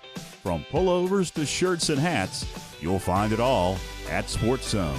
From college to the pros, they've got a large selection of hoodies and sweatshirts at Sports Zone. And they can handle all of your screen printing, engraving, and embroidery. The WNC Sports Zone, located in the Franklin Plaza Shopping Center. Open 9 to 8, Monday through Saturday. All right, welcome back. As the cheerleaders we talked to between the varsity girls and varsity boys game entertain the masses here at the Panther Den. 19-11. Franklin with the lead in a very up-tempo first quarter, Tony. Yes, it was. There were a lot. These guys play against each other a lot during the off season, so they kind of know each other. And McTaggart and Kobe Ash, they actually played. Miles McCord played on a team with them, so everyone around here, they all know each other. So the familiarity and the being comfortable is easy out there. Hartbarger with a bucket. And that is Scott Hartbarger's nephew. Chris Hartbarger. He's 6'7", by the way. Underneath, off the glass. Blake McClure with the bucket.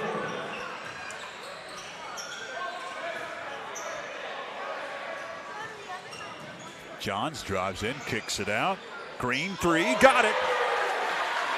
Griffin Green for the trifecta. 11-point lead now for the Panthers. We've got a whistle underneath.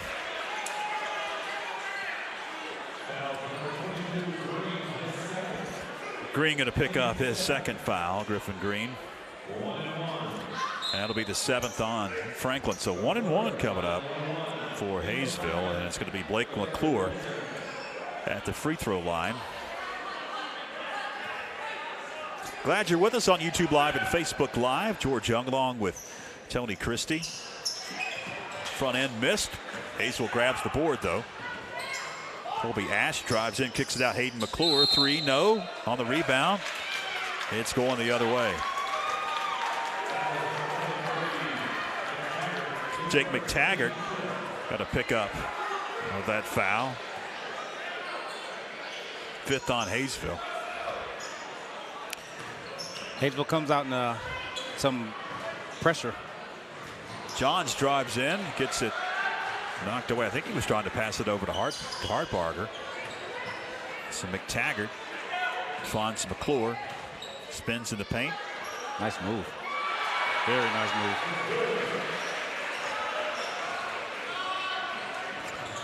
If you haven't already, like our Facebook page, subscribe to our YouTube channel. Got a foul coming up on Hayesville. Hayden McClure. 2nd on McClure, 6th on Hayesville. 6:36 to go. Share our live feed, our live post, and tell all your friends and your neighbors that if you don't have Facebook, you can still watch Franklin Panther basketball on YouTube app, on a computer or laptop, on your tablet, on your smart television. That one rims out for Chad Wilson.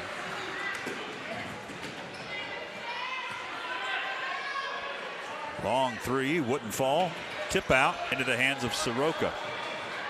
Off it goes to Kellen Stiles, who lost control of it. It's picked up by Colby Ash.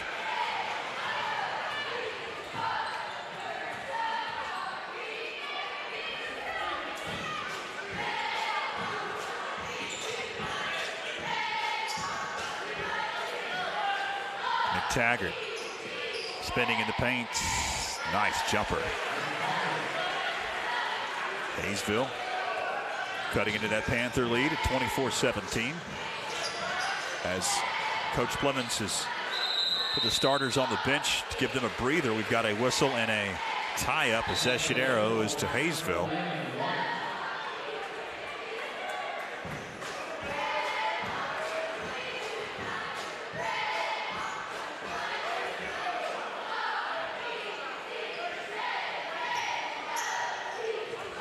Coming up at the half, fans, we'll have an interview with Rita Esterwood, some of her cross-country runners, is traveling in. McTaggart and getting the bucket to go. And all of a sudden, Tony gets a 5-point advantage. Yes. And Franklin's in foul trouble. Nice. Braden Soroka with a stick back. Now 7 fouls already.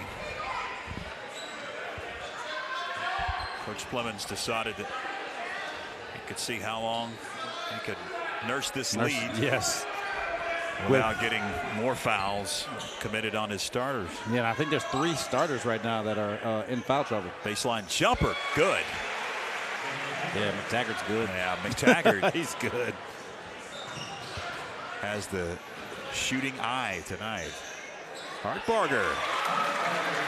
The shot there by Chris. 28-21, 7-point lead now. Ticking towards 4 minutes remaining in the first half of action here at the Den tonight.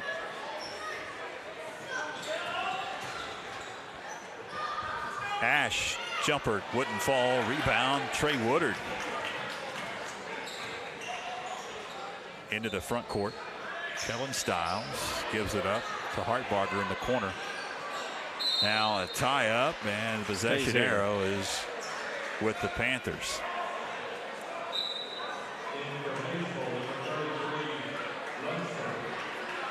Lunsford going to check in. Kyle Lunsford. Is that the number 33? It may be.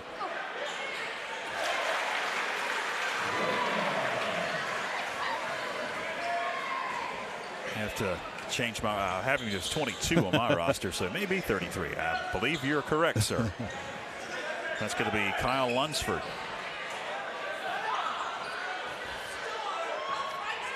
Ash with it. Drives in, kicks it out.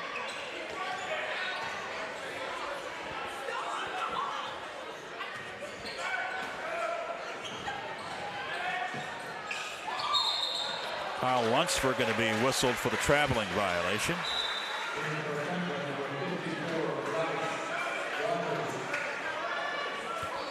Bryce Rogers checks in, and I've got him as 50 on my roster, but he's wearing 54 tonight. Do you remember all that? Yeah, a whole lot of stuff's happening. A whole lot of stuff's happening right Trey now. Woodard, floater, got it to go.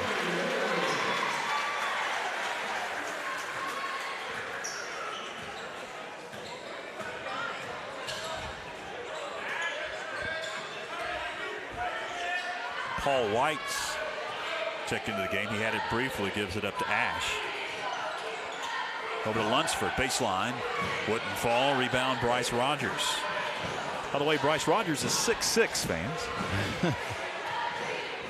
Told you we had a very tall bunch. We couldn't get that one to go.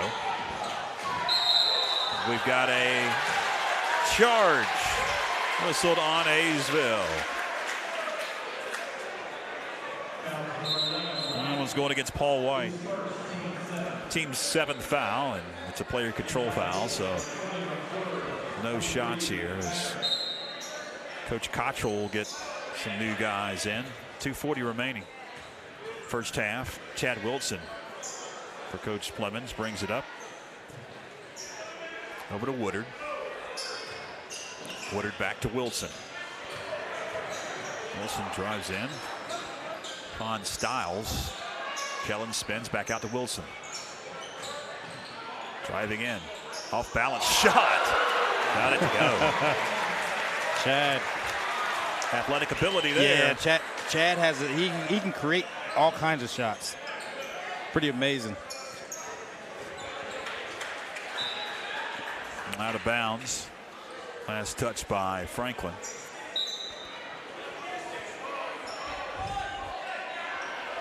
And early on in the season, as that one may be in the backcourt, and now they're going to save it. 3 ball would not fall for Blake McClure. As a coach, Tony, early in the season, you're trying to find that right combination of starters and bench players. Right. And I think that's what Doug is trying to do here. It's happening for him out of necessity because of the foul trouble by the 3 starters. It's worked so far. Yes. Panthers, 13. Nice. Woodard couldn't get the bucket on the board. A foul going against Franklin.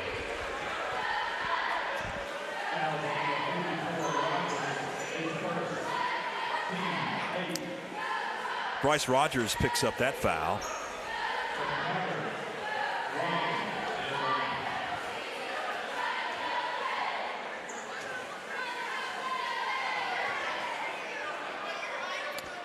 One and one. McTaggart hits the front end.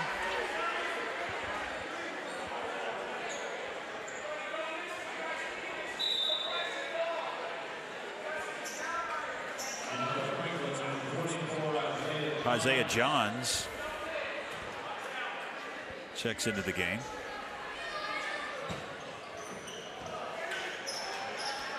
Rogers with the rebound off to Stiles, quickly down court.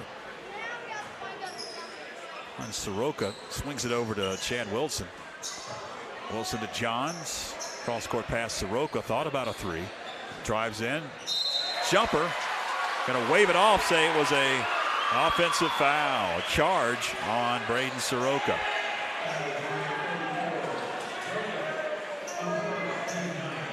That'll be his first, team's ninth. Just check the comments.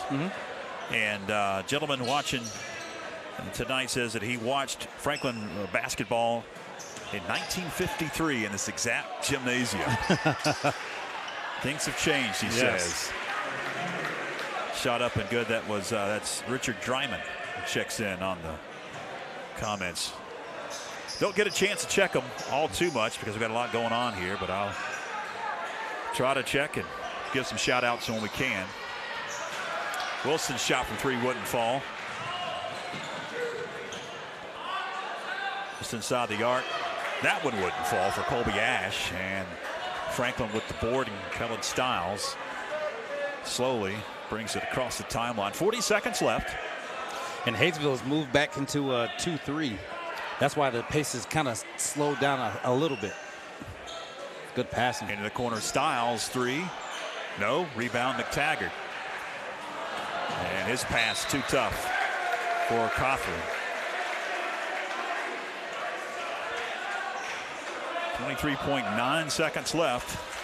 We've got the point this year, the .9. I think last year we didn't have that. Well, yeah, it was it there last year? Yeah, it was there. Okay. Yeah, it was there. Maybe that was football that it wasn't there.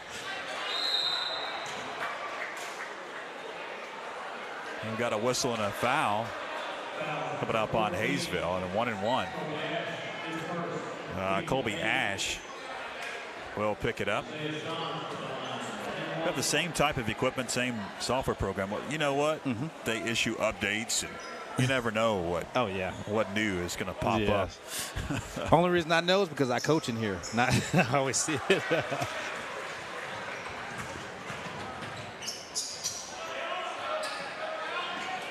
Turnover. 6 seconds left. Chad Wilson to the hole. Got the roll. And that's going to do it for the first half of action here at the Panther Den. As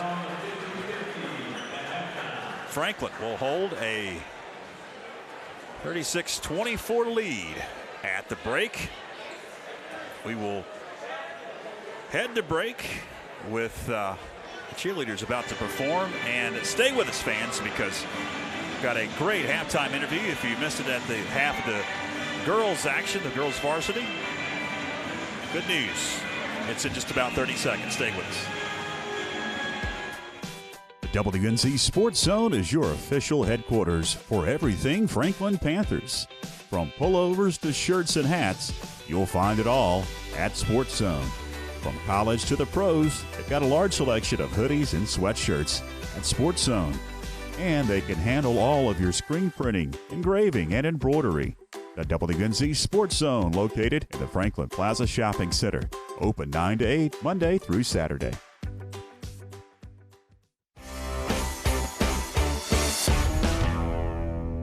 And welcome into another edition of Inside Panther Sports. George Young in studio today with cross-country head coach Rita Esterwood, been the head coach since 2011, the girls team, and combined both men's and women's that year. And you've been around running for a long time, Rita. It's good to have you in studio today. Thank you. Talk about cross country. You've been a runner for a long time.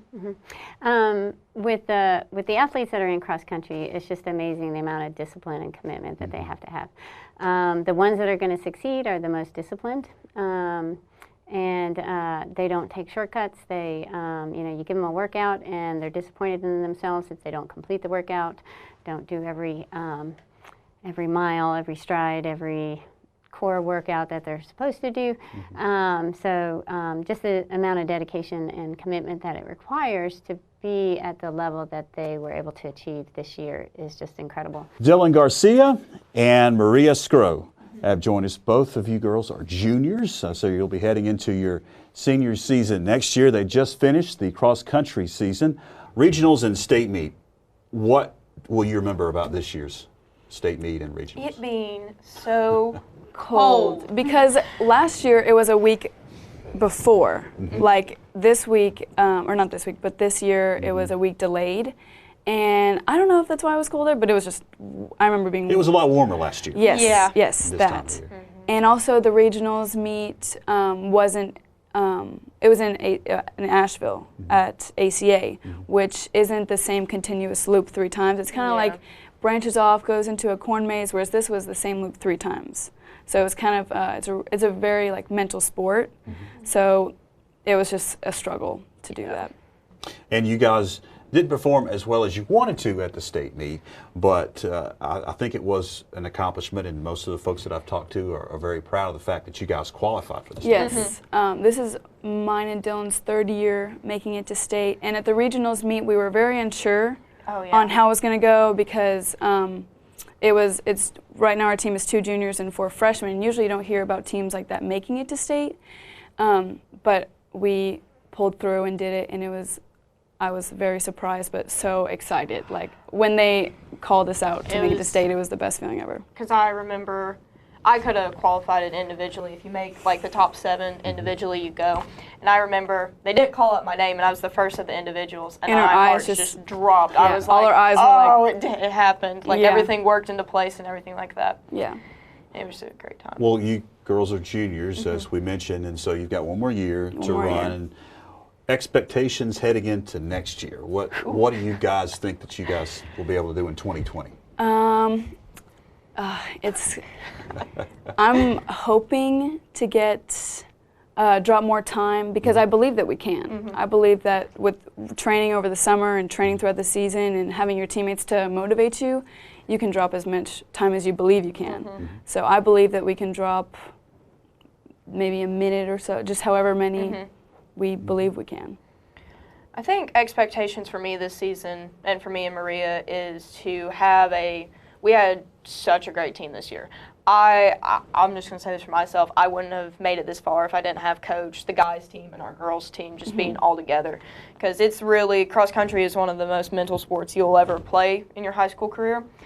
And we just had such a mentally strong team, people who wanted to be out there and run 7 miles. And it really made us better people too, like wanting to be strong and be a leader for them because we were the oldest on the team and we wanted to be good role models for the upcoming runners and like the foundation of the team. You guys, just like the girls team, really improved throughout the season, able to qualify for the state meet, which was at the beginning of November, able to qualify for regionals and then to state. Talk about the season overall, guys. I know that you improved your time as a combined team of about 12 minutes from the beginning of the year to the end of the season, right?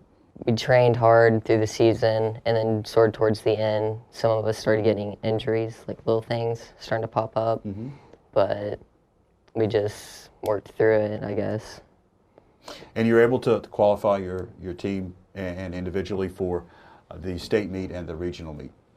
Think back, something that you'll take from this 2019 season at the state meet and then at the regional meet. What you going to remember the most about those meets? Going out way too fast. Yeah. I don't know. It's weird because like freshman year I finished like 140th, and then this year I finished 11th. So that's weird to think that. That's a big jump. Yeah. That is a big jump. Well, that means next year, who knows? Who knows what will happen next year if you've improved that much and finished 11th. Speaking of next year, 2020, you guys are both juniors, and so next year will be your senior year. Expectations heading in, just talked about how much you've improved in your ranking there. Ethan, what do you guys hope for in your senior season? Sub 16. Yeah, and for our team to win conference, hopefully get second in the region, and then place decent as a team. At state. Yeah. And that would make you a back-to-back conference champion, right? Yeah. 'Cause you guys won it this year. Yeah. You need to brag on yourself a little bit. We won it by 1 point from Brevard, and then at regionals we beat them by, I don't know. It was a bunch. Yeah, it was a couple. And then at state we beat them by like 100 points. You guys just finished the 2019 season. Yeah. 2020, be here before you know it. Yep. Next year, Yep. expectations as the coach. Yeah.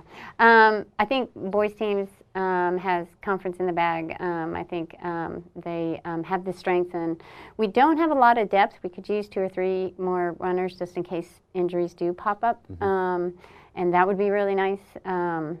Regionals, I think they can place high in. We have a couple teams that have joined our region that are pretty good runners, but there's always that chance. I really believe that, they could be regional champs too. At the state level, I think they can continue to place higher. If you look over the past years, there was, I think 2016, the team didn't even, there was only 2 runners that went to state. 2017, they finished 16th. 2018, I think it was either 16th or 15th, and then they finished 5th? Ninth this season. So they've, and that's how you have to do it in cross country. You can't go from like 17th to first place. You have to kind of just drop little by little because your body just has to be able to tolerate the wear and tear and the conditioning and the fitness and everything else that it requires to kind of inch your way up there. But I think they have a lot of potential. The guys that are running now are convinced that they need to do summer training. The girls that are running now know that they need. We probably had just half of the boys team and half of the girls team do any summer training at all without coming in August 1st cold. And that's really hard because we have to start doing some of our speed work and our hard work that really puts the wear and tear on your body at that point, and without getting them injured by the time that we need them for the races. So it's a real kind of balancing act. But I think the entire team, both girls, both boys, are convinced, okay, we need to run in the summer. I'm not going to mess around this year. We have a potential. We've seen what we can accomplish. So they're kind of sitting pretty for next season. So. Well, good luck in the 2020 campaign, and thanks for coming by. Thanks.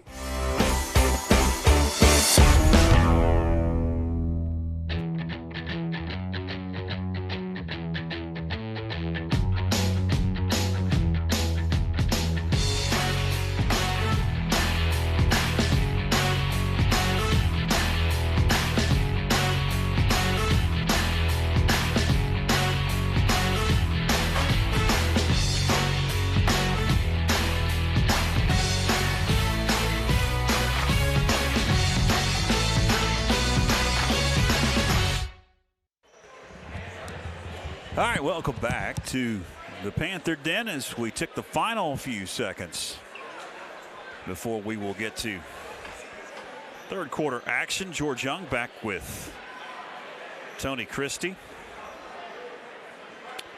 as it was an entertaining first half here at the Panther Den, and hopefully going to be just as entertaining here in this third and fourth quarters, Tony.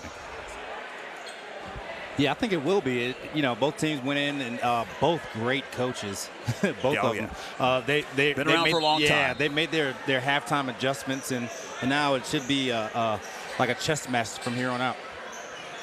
Hayesville will have it to begin things as McTaggart can't get the bucket to go, but he was fouled. That's going to send Jake McTaggart as Griffin Green picks up the foul. It's going to be his third. Talked about that in that second quarter, Tony, the foul trouble that the starters with the Panthers had gotten into. First shot up and good by Jake McTaggart.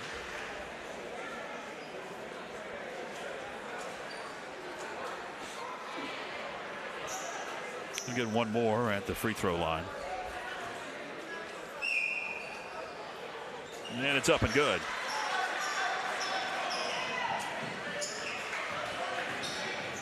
Ten-point advantage as Chad Wilson has it.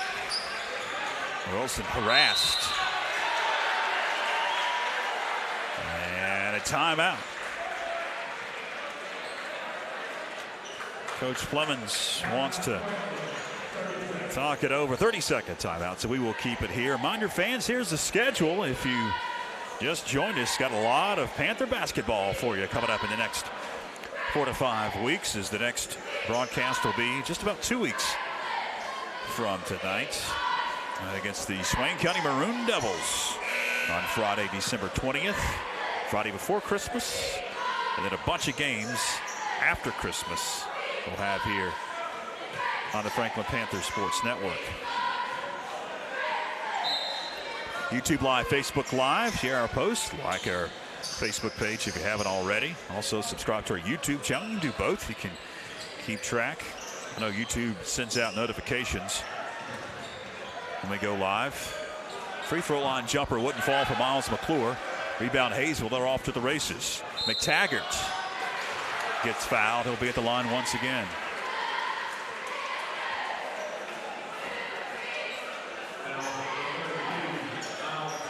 McClure going to pick up his third foul. So both Green and McClure quickly here, about 30 seconds into this third quarter, have picked up their third foul.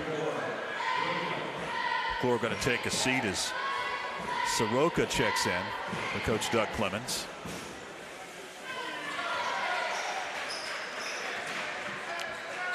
Now some pressure by Hayesville as Griffin Green had it briefly, gives it up to Isaiah Johns. Trouble in the backcourt. Got to get it across. 10 seconds. Got to get it.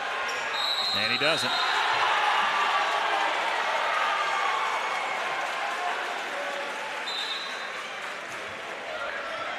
Turnover.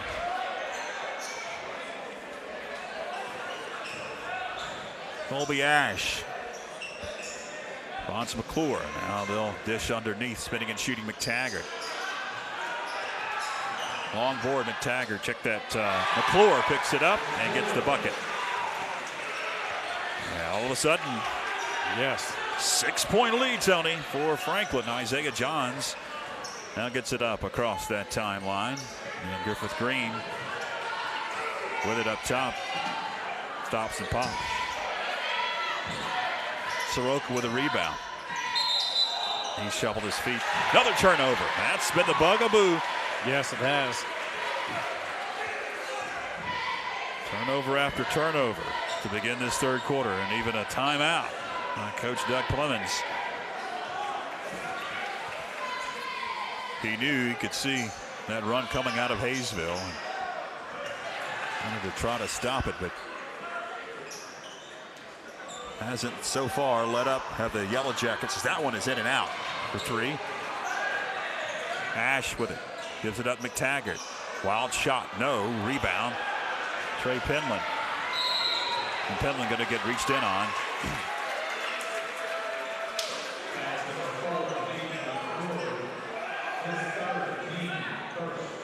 Third foul on Hayden McClure.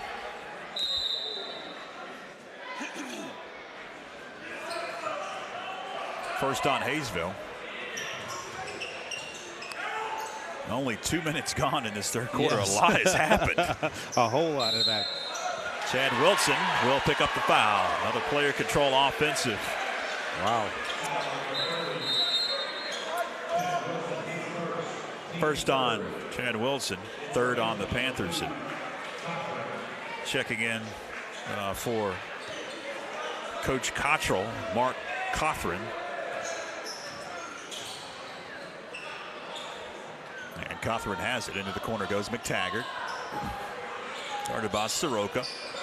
They'll swing it over to Ash. Underneath, McTaggart cutting to the basket off the glass. That play right there, they've been running the whole game. But that time, McTaggart was able to get free. Isaiah Johns puts it up. And what you've seen is Hayesville has upped the pressure. Wow.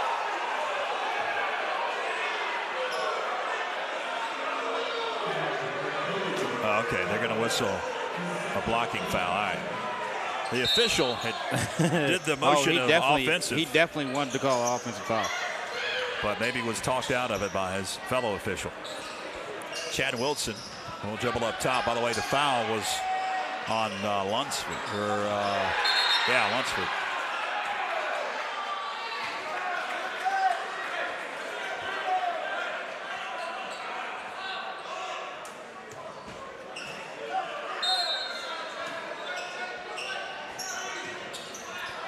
Johns into Wilson. Wilson finds Green. 5 minutes remaining, third quarter. It's gotten tight here at the Den. Deep three.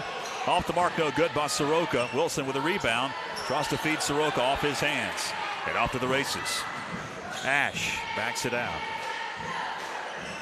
To McClure underneath. Shook, couldn't get the bucket. Wilson with a rebound. Chad coast to coast. Got it to go. And that's like what I was telling you before. There's several players on this Franklin team that can get baskets. McTaggart drives in and gets fouled.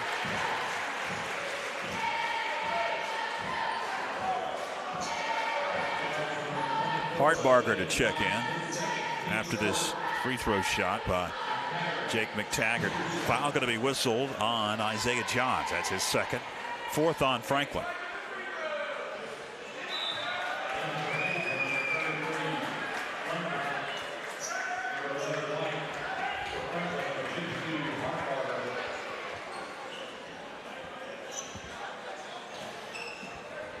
One more at the charity stripe for Jake McTaggart. Let's see if Franklin, if the Panthers can calm down and just get back to playing basketball. Green driving in, and we've got a whistle and a foul.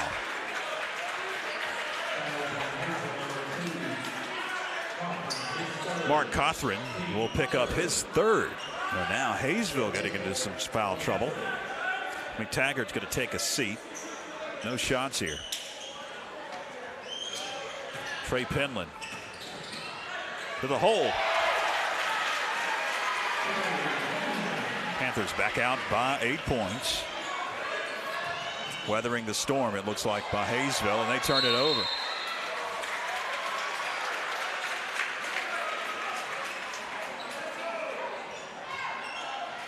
And that pressure, they're bringing some more pressure because they're seeing it's working.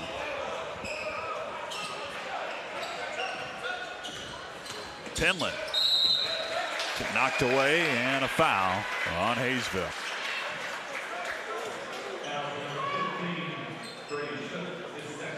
Shook going to pick it up. Second on Brady Shook. 2 shots coming up. Penland, first one, rolls in. McTaggart going to check back in. Coach Cottrell could not allow that lead to go back. Yes. Get any more than it is. And McTaggart checks back in. The star for Hayesville, at least in this game he's been. And he's good. Penland's second shot is up and good. And a 30-second breather for Jake McTaggart. Colby Ash will run the point, call out the offense, swing it over, and now underneath it goes, trying to hit a cutting McTaggart. It's off of a Panther, out of bounds. 3:43 to go into third. 10-point lead for Franklin as McTaggart gets double teamed, still able to get a shot up, and he is going to be fouled. And who is this one going to be whistled on? John's going to pick it up. That'll be his third. Fifth on Franklin. 2 shots, Jake McTaggart. First one's good. Kellen Stiles going to check into the ball game. John's going to take a seat with 3. And the reason why they're getting so many fouls is Jake McTaggart is a big. He's not just a big guy, but he's mobile as well. He's very strong and he's mobile.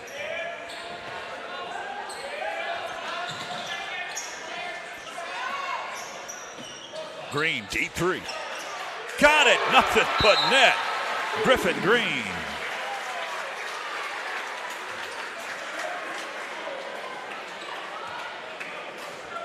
Panthers up 11 now. Double-digit lead. The first time since we began this third quarter. Underneath. Shot good and the foul. McTaggart back at the line. And one situation. Hartbarger will pick up his first and the 6th on the Panthers. We got a whistle at the scorer's table. I'm going to check in Hayden McClure with the Yellow Jackets of Hayesville. So the first part of playing post defense, because McTaggart's he's a big post player, and he's down low and they're throwing it to him in the post. The first part of post defense is ball pressure on the wings by the perimeter guys, and that's what, if they get some of that, they'll be just fine. Griffin Green, back-to-back threes. Deep three this time. McClure can't answer. Rebound Penland. Trey lost control of it. Offensive foul.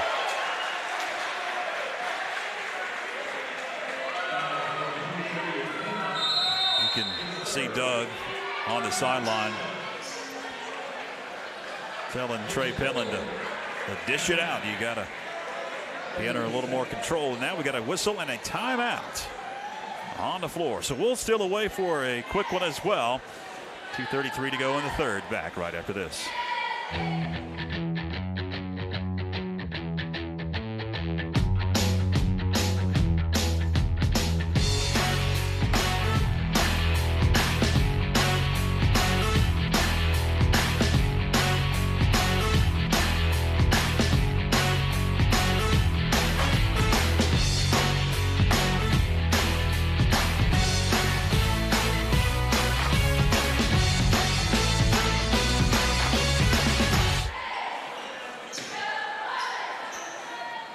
Quick 30-second timeout for the Panthers to talk it over here.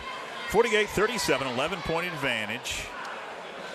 If you just joined us, Hayesville able to cut into the lead out of the halftime locker room, but again, Doug Clemens is able to rotate some bench players in because a lot of his starters, Tony, are in foul trouble.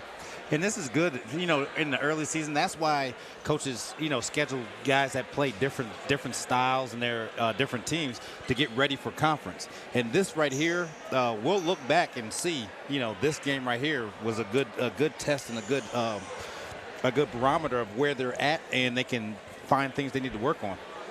Because Hayesville's a real good team. Yeah, they are. They've done a lot of damage in 1A the past couple of years. And Coach Cottrell has really built a program at Hayesville. Yes, they have Smoky Mountain 1A conference. Right, they have great players because McTaggart, he's about 6'8".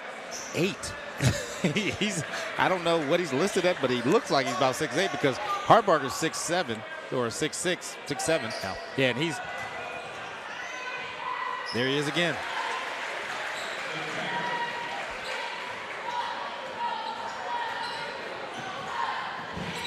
Deep three. Green couldn't get that one to go. Saved out of bounds by Trey Woodard, but McTaggart picks it up. Couldn't get that three to go. Kellen Stiles picks it up off to Trey Woodard, and we've got a whistle and a foul.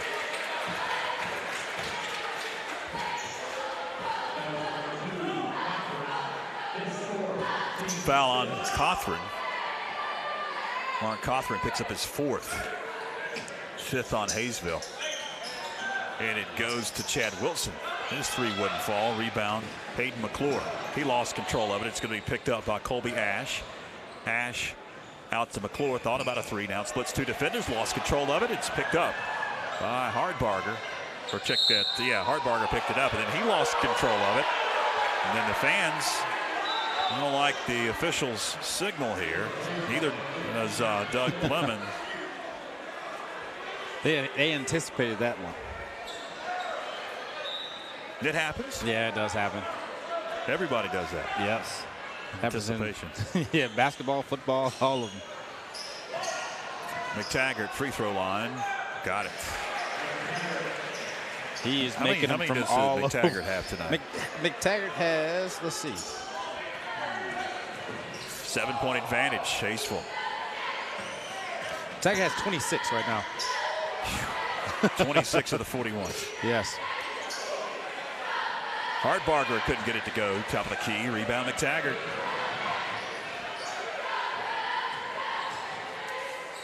In the corner, McClure, three. Would not fall. Hardbarger with a board. Under a minute to play, third quarter.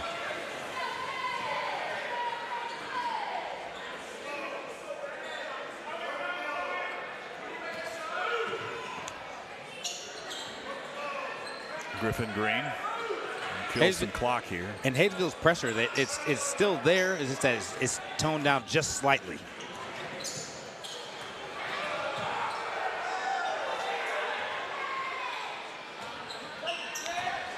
Wilson. Blocked by McTaggart. Last touch by Hayesville.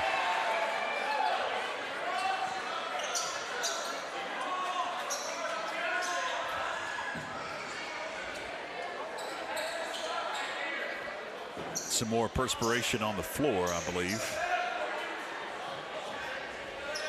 Oh, Blair King is going to get a towel to mop it up. Right now, you can see with this 7-point lead, and there's only 2 starters actually in the game right now. The bench has been holding their own.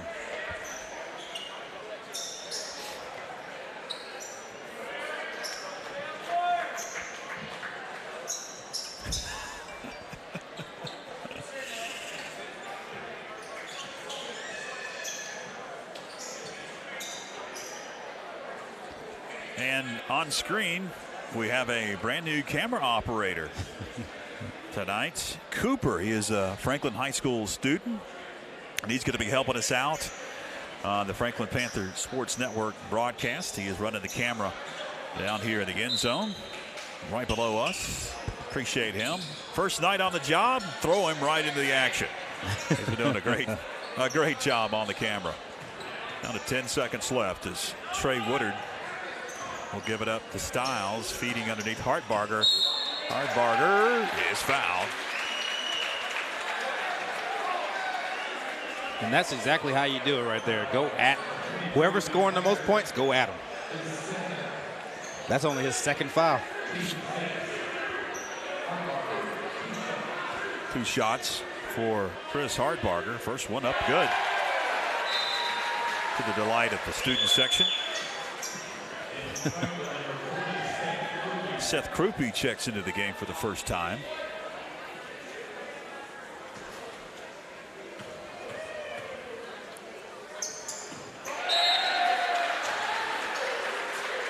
And we've got a whistle and a timeout with 5.5 seconds left. It's a 30-second timeout for Coach Plemons. And a reminder, fans, of the schedule. Next game is coming up Friday, December 20th against Swain County. Seems like December just flies by. Yes, it does. I'll tell you what. Almost like football season. It just seems to just fly by. My birthday's the 22nd, and it always seemed like it was the 1st just yesterday.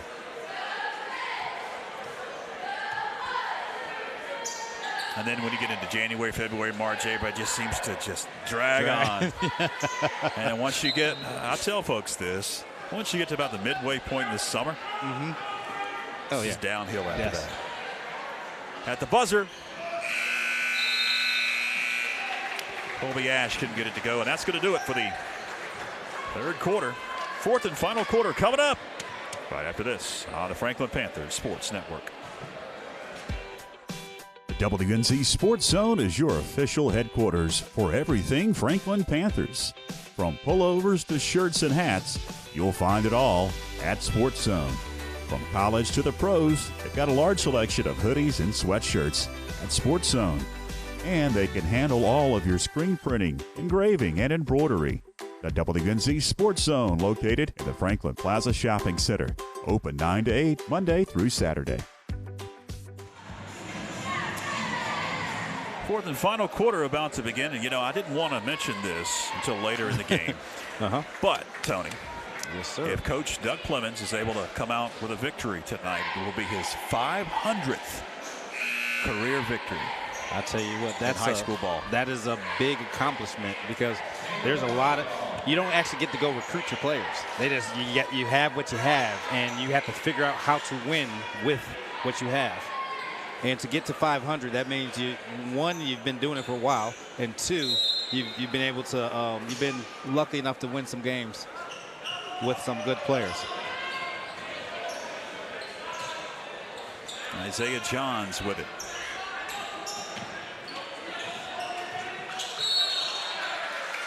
And we got a whistle and another 5-second. Yes, call. 5-second call. Seen a couple in this game.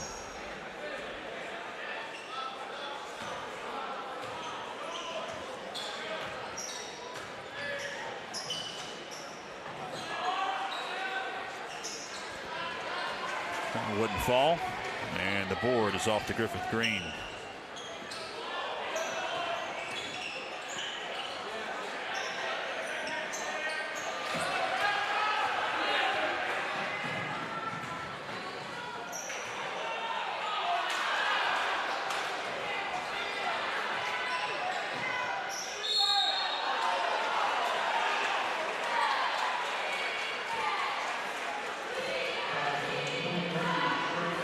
Foul going to go against Trey Penland. That'll be his fourth.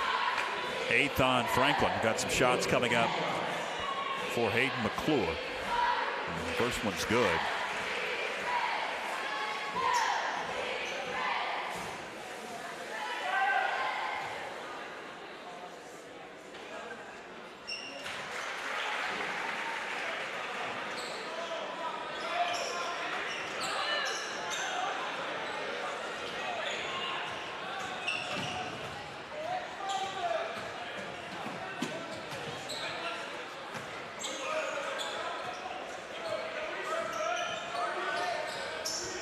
McClure up top.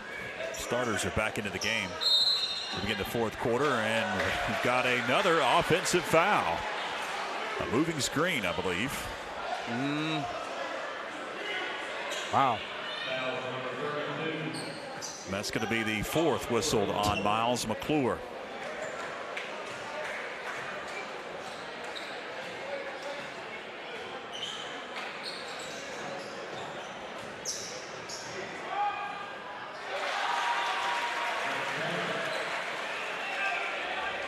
All of a sudden, it's a 5-point advantage for Franklin. Isaiah Johns drives in, finds McClure.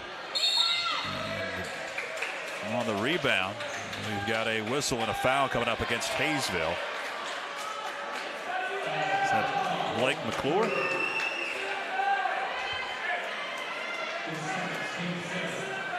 Yeah, it's going to be against Blake McClure, his second, 7th on Hayesville.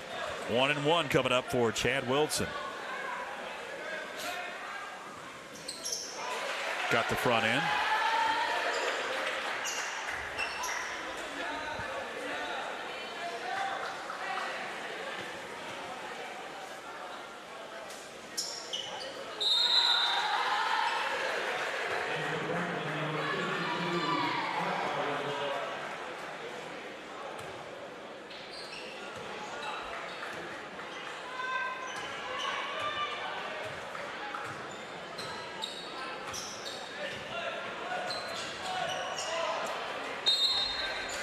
Knocked out of bounds.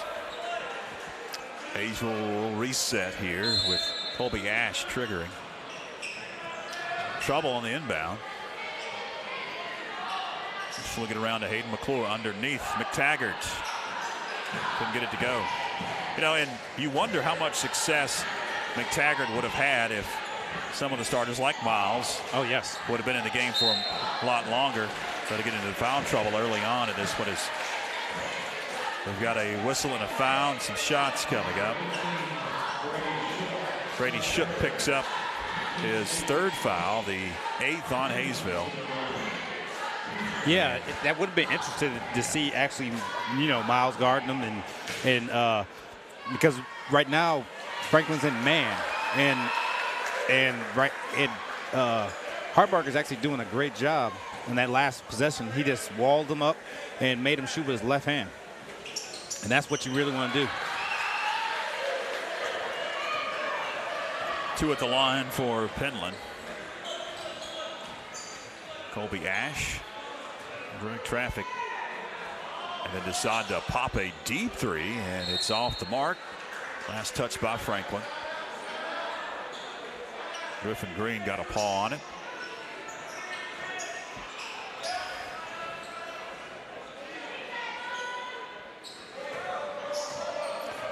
Ash, top of the key, drifts, steps back, jacks, hits from beyond the arc.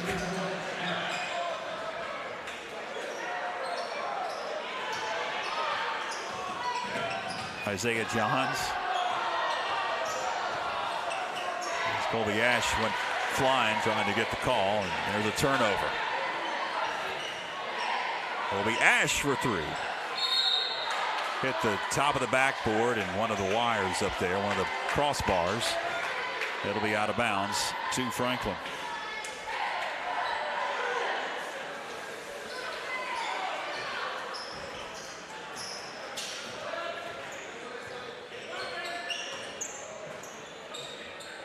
Wilson dishes underneath to Hartbarger. Now Penland spinning. Got it. Good move right there by Trey.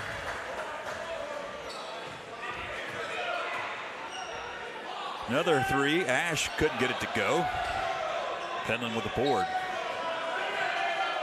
4.5 to play in this one. Things have slowed down a tick here in this fourth quarter. And both teams are trying to get it inside. Hartbarger going to travel with it in the paint. If you joined us to begin this game, it was up and down. Yes, it was. Frenetic pace. Definitely slowed down here in the second half. Blake McTaggart, check that top. Jake McTaggart. I'll bring it up. Fadeaway jumper for McClure would not fall. Got his own rebound. 4 minutes left.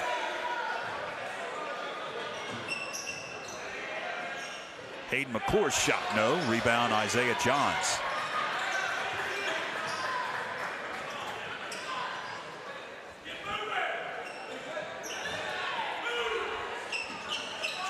Griffin Green directing traffic to the hole. Second shot is up and good. Whistle and a timeout by Coach Cottrell and the Hayesville Yellow Jackets. We'll take one as well. Panthers up by 10 on YouTube Live and Facebook Live. You're locked into the Franklin Panthers Sports Network.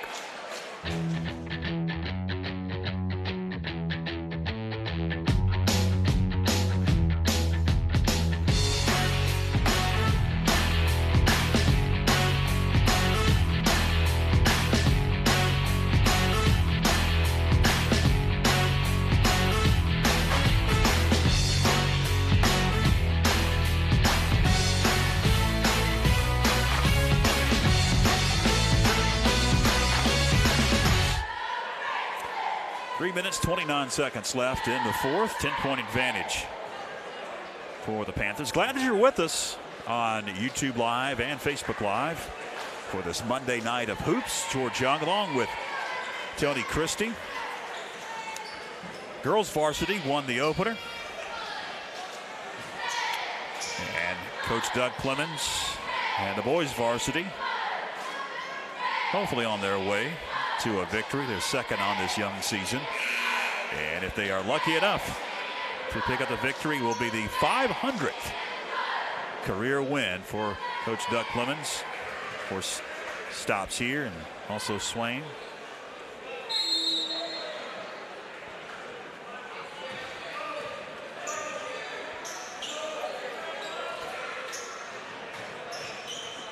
McTaggart splits two defenders. Can't get it to go. Rebound, fought for, and a tie-up. Possession arrow is to Hayesville.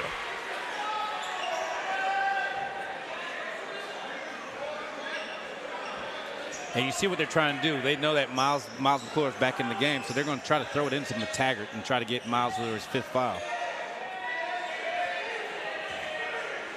And playing with 4. Off the glass, good. Colby Ash makes it an 8-point advantage.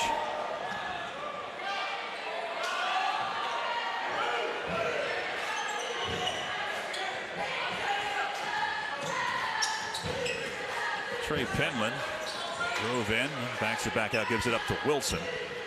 Over to Green. Griffin. To Wilson, draining some clock here.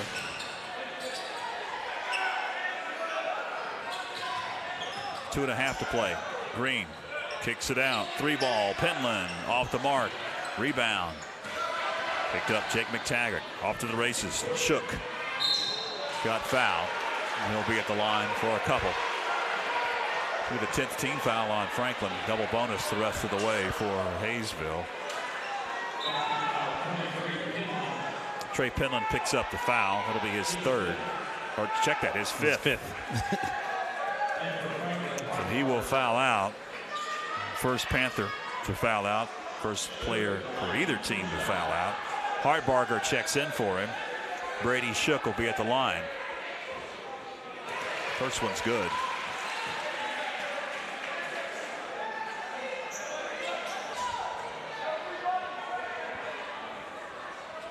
And they're probably going to come with pressure if he makes this next one. Missed it. Tap out. Rebound. Hayden McClure. He attacks. Lost control of it.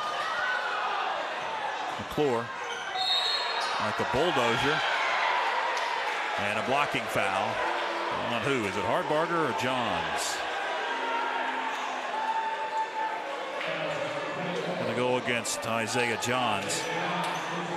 It's going to be his 4th. Blake McClure will be at the line, shooting 2. Double bonus, 11th team foul for Franklin. First one up and good. And now you get a little nervous. Yes. 2 minutes left. Everybody's in foul trouble. Yep. Couldn't get the second. McClure with the board. Ooh, oh my goodness.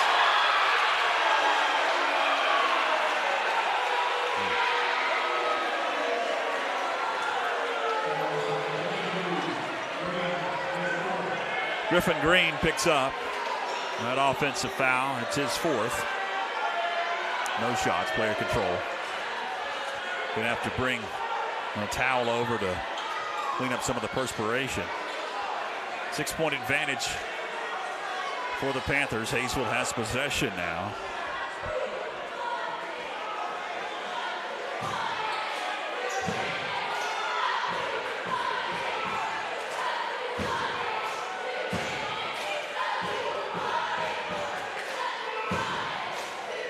Most exciting play in basketball, cleaning up the perspiration. Great shot there. Great camera, folks. I'd be interested in seeing that play right there because it looked like he got shot. Yeah. Like he flew by, and Griffin wasn't really moving that fast, so I don't know. You know, I don't. There was a little bit of acting. Yeah, a little bit of acting. Little. I tell you what, he got the Oscar right there. Because he's a big guy too. That's what. Do whatever it takes to get the call, right? And another foul. Who are they going to give this one to?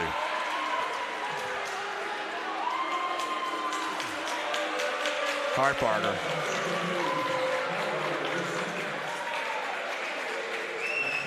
second on Hartbarger. McTaggart at the line. Of course, if you flop or do great acting job in the NBA, they can yes, they can get onto you. Now in high school, it's just yeah, whatever.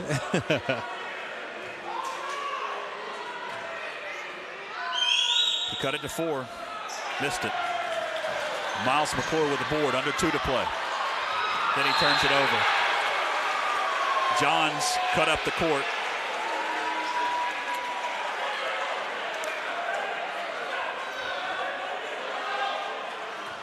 Five-point advantage. Colby Ash. Over to Shook. Bounce pass to McTaggart. Knocked away. And off of McTaggart. Nice defensive play by Miles McClure. Get it in, get it up the court. Got to get it in. Call timeout. Okay. Chad Wilson over to Isaiah. Johns, nifty dribbling. McClure.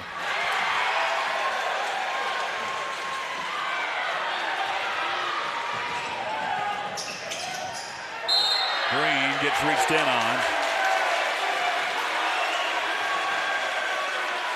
3-point game.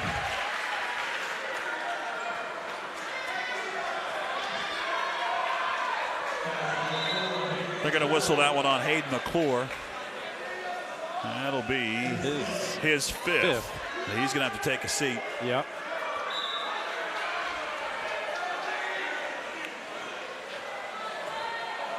Discussion at the scorers table.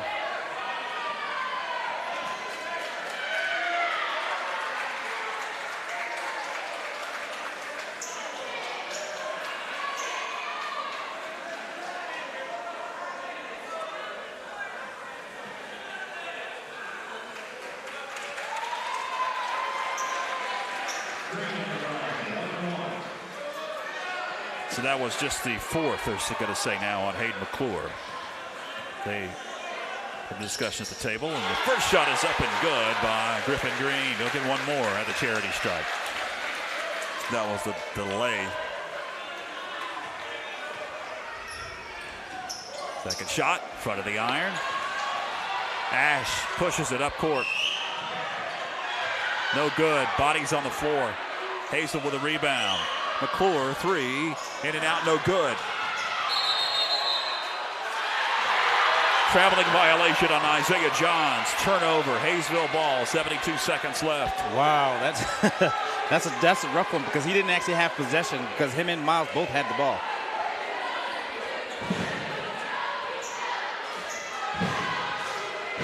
High drama here at the Panther Den. And it goes. Off the glass it goes. Timeout on the floor.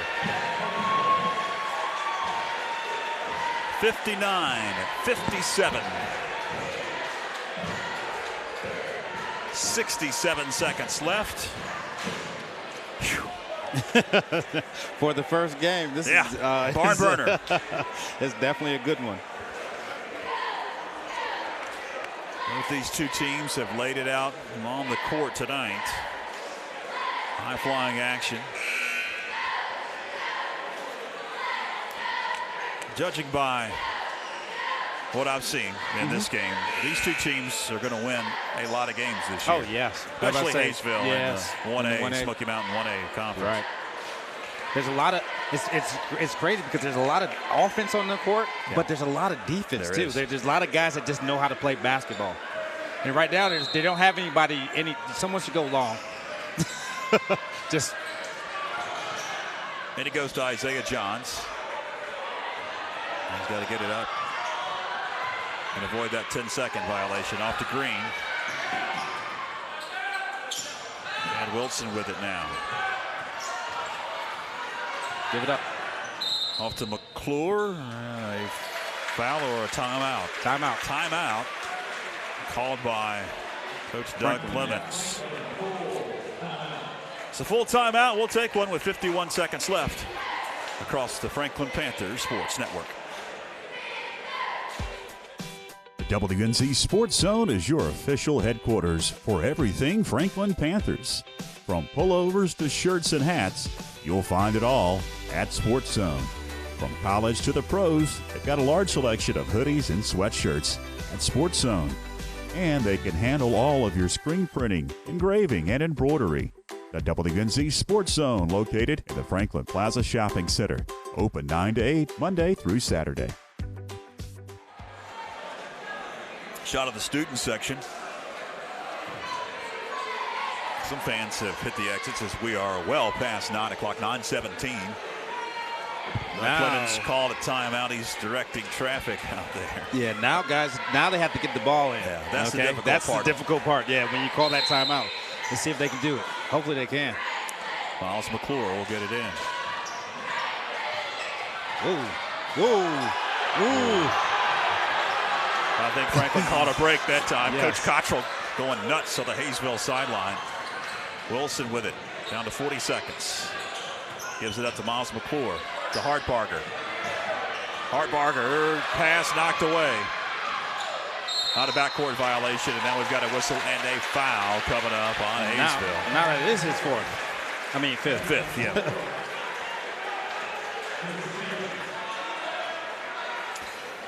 He'll take a seat. Got some shots coming up. 2 shots for Isaiah Johns, as that is the 10th team foul on Hayesville. 31.5 seconds left.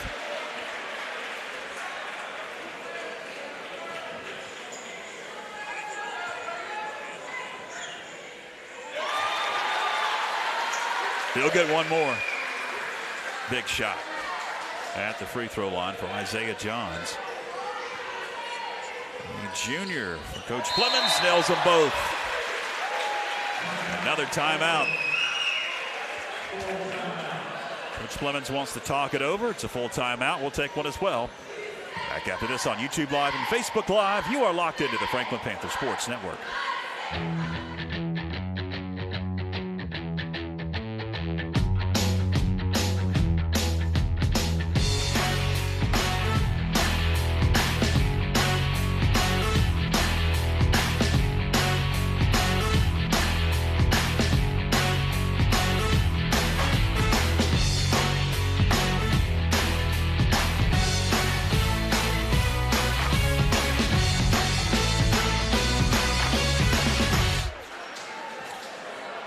Drama here at the Panther Den. Yes. 31.5 seconds left.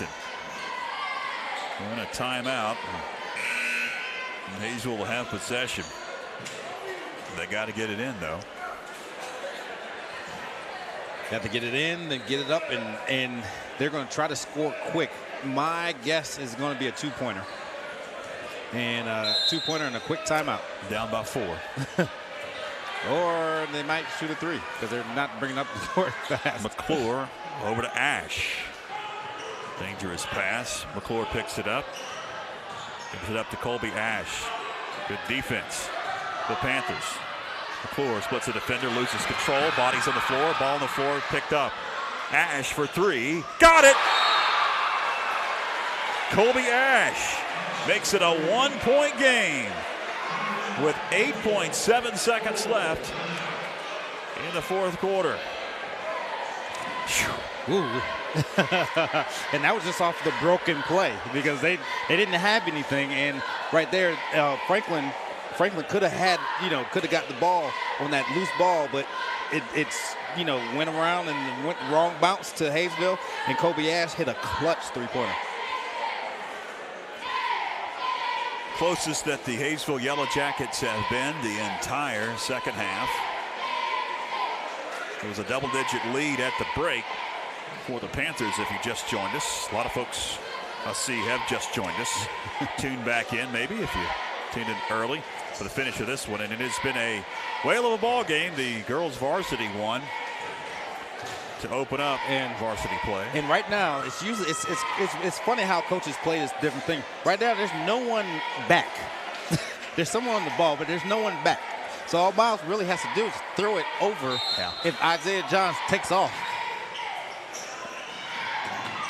Chad Wilson took off, but he didn't see him. Inbound, knocked away, and it's off of McTaggart.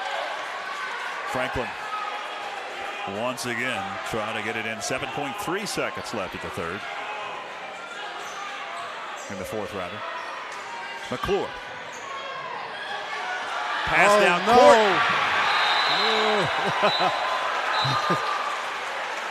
Hayesville will have it underneath their own basket because it did not touch anybody. 7 seconds. With 7 seconds left, down a point. And now a timeout. Coach Doug Clemens gets out his board, going to draw something up defensively here. Hayesville has not led in this game since early on in the first quarter. But they have a chance with 7.3 seconds left to take the lead. Defensively, Tony, what is Coach Clemens telling his boys? He's setting them up probably in a. You trying to trap? You really don't want to because you can give up in traps. You can give up a 2-point basket real easy. Yeah. So right now he's telling them not to foul and stay in between the ball and the basket and make it a tough shot. It's double bonus. It's double bonus too. So right now, if they even run a great out of bounds play, it could be they could score. So if they get it in, just play tough defense. Colby Ash will trigger to McTaggart. He's triple teamed underneath. 1 second left at the buzzer. No good.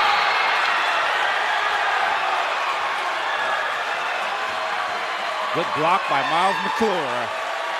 Coach Cottrell wanted a foul late. They're going to escort the referees out of here. 61-60, the final. And Coach Doug Clemens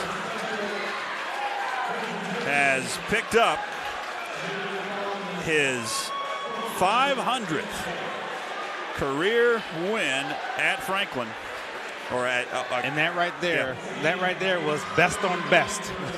That was Franklin, one of Franklin's best defenders, playing Hayesville's best offensive player tonight, in McTaggart. McTaggart had 32 points, but he wasn't able to get that 34th to win the game. And there's going to be a post-game presentation here. We will turn it over, I believe, to hello everybody. Just a few seconds. We want to recognize Coach Clemens for something. On November 30th versus Highlands, he hit a milestone for Franklin High School with career wins at Franklin High School, and we got him a special gift for 300 career wins with Franklin High School. If we can get it.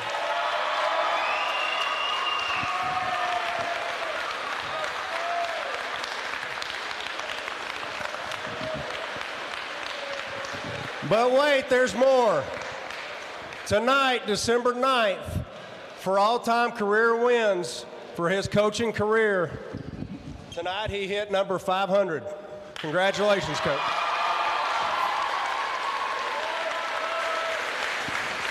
What a tremendous accomplishment. Congratulations. We were here just about a year ago when he won his 286th. Yes. Made him the all-time winningest coach.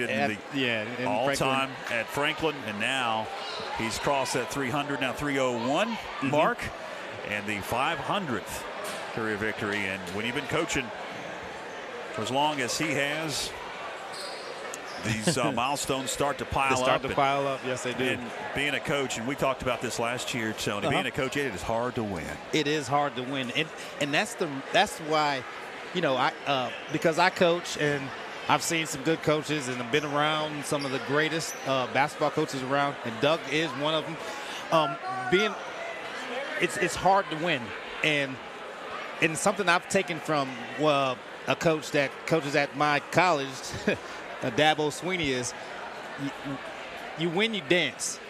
And I always used to take a win as, okay, that's, like business. We won, okay, let's move to the next. But after really examining it and thinking, like how Dabo said, it's hard to win. It is. So, you should enjoy every single one. And I know that they're in the locker room right now enjoying it for Coach. Well, that's pretty much going to wrap things up for tonight's broadcast. I know that you kept some stats. Anything that kind of jumps off the page there, Tony, in the stat column tonight? Let's see. I know we talked about McTaggart throughout the night for Hayesville Yellow Jackets. And for Franklin, Griffin Green had 18, and he was 4 or 5 from the 2-point from the field, and 3 of 6 from the 3-point. So he was actually on fire because he shot 50% from the from 3-point and 80% from the 2-point. So he played a very good game and kept everybody in it, and it was a total team effort. Trey Penland had 8, and then let's see. Miles McCoy only had 3, but he was in foul trouble. Yeah. He had 6 rebounds, and he didn't really even play that much. Chad Wilson, he stepped up. He had 14. He had 14 and 5 and 4 rebounds. So it was a total team effort for sure. That's going to wrap things up for our coverage tonight of varsity action here at the Panther Den. I want to thank our fun Franklin Panther Sports Network crew. Joshua Chastain, Philip Angel, along with Cooper. And I'm sorry, Cooper, I cannot remember your last name. I met you about 3 hours ago. I'll get your last name in our next broadcast. He is a new addition, a student here at Franklin High, running cameras for us. I think Byron McClure ran some cameras for us at some point in time tonight. And our executive producer on Master Control, Ben Walker, switching for us tonight. For all involved, for Tony Christie, I'm George Young. Till next Friday, so long, everybody.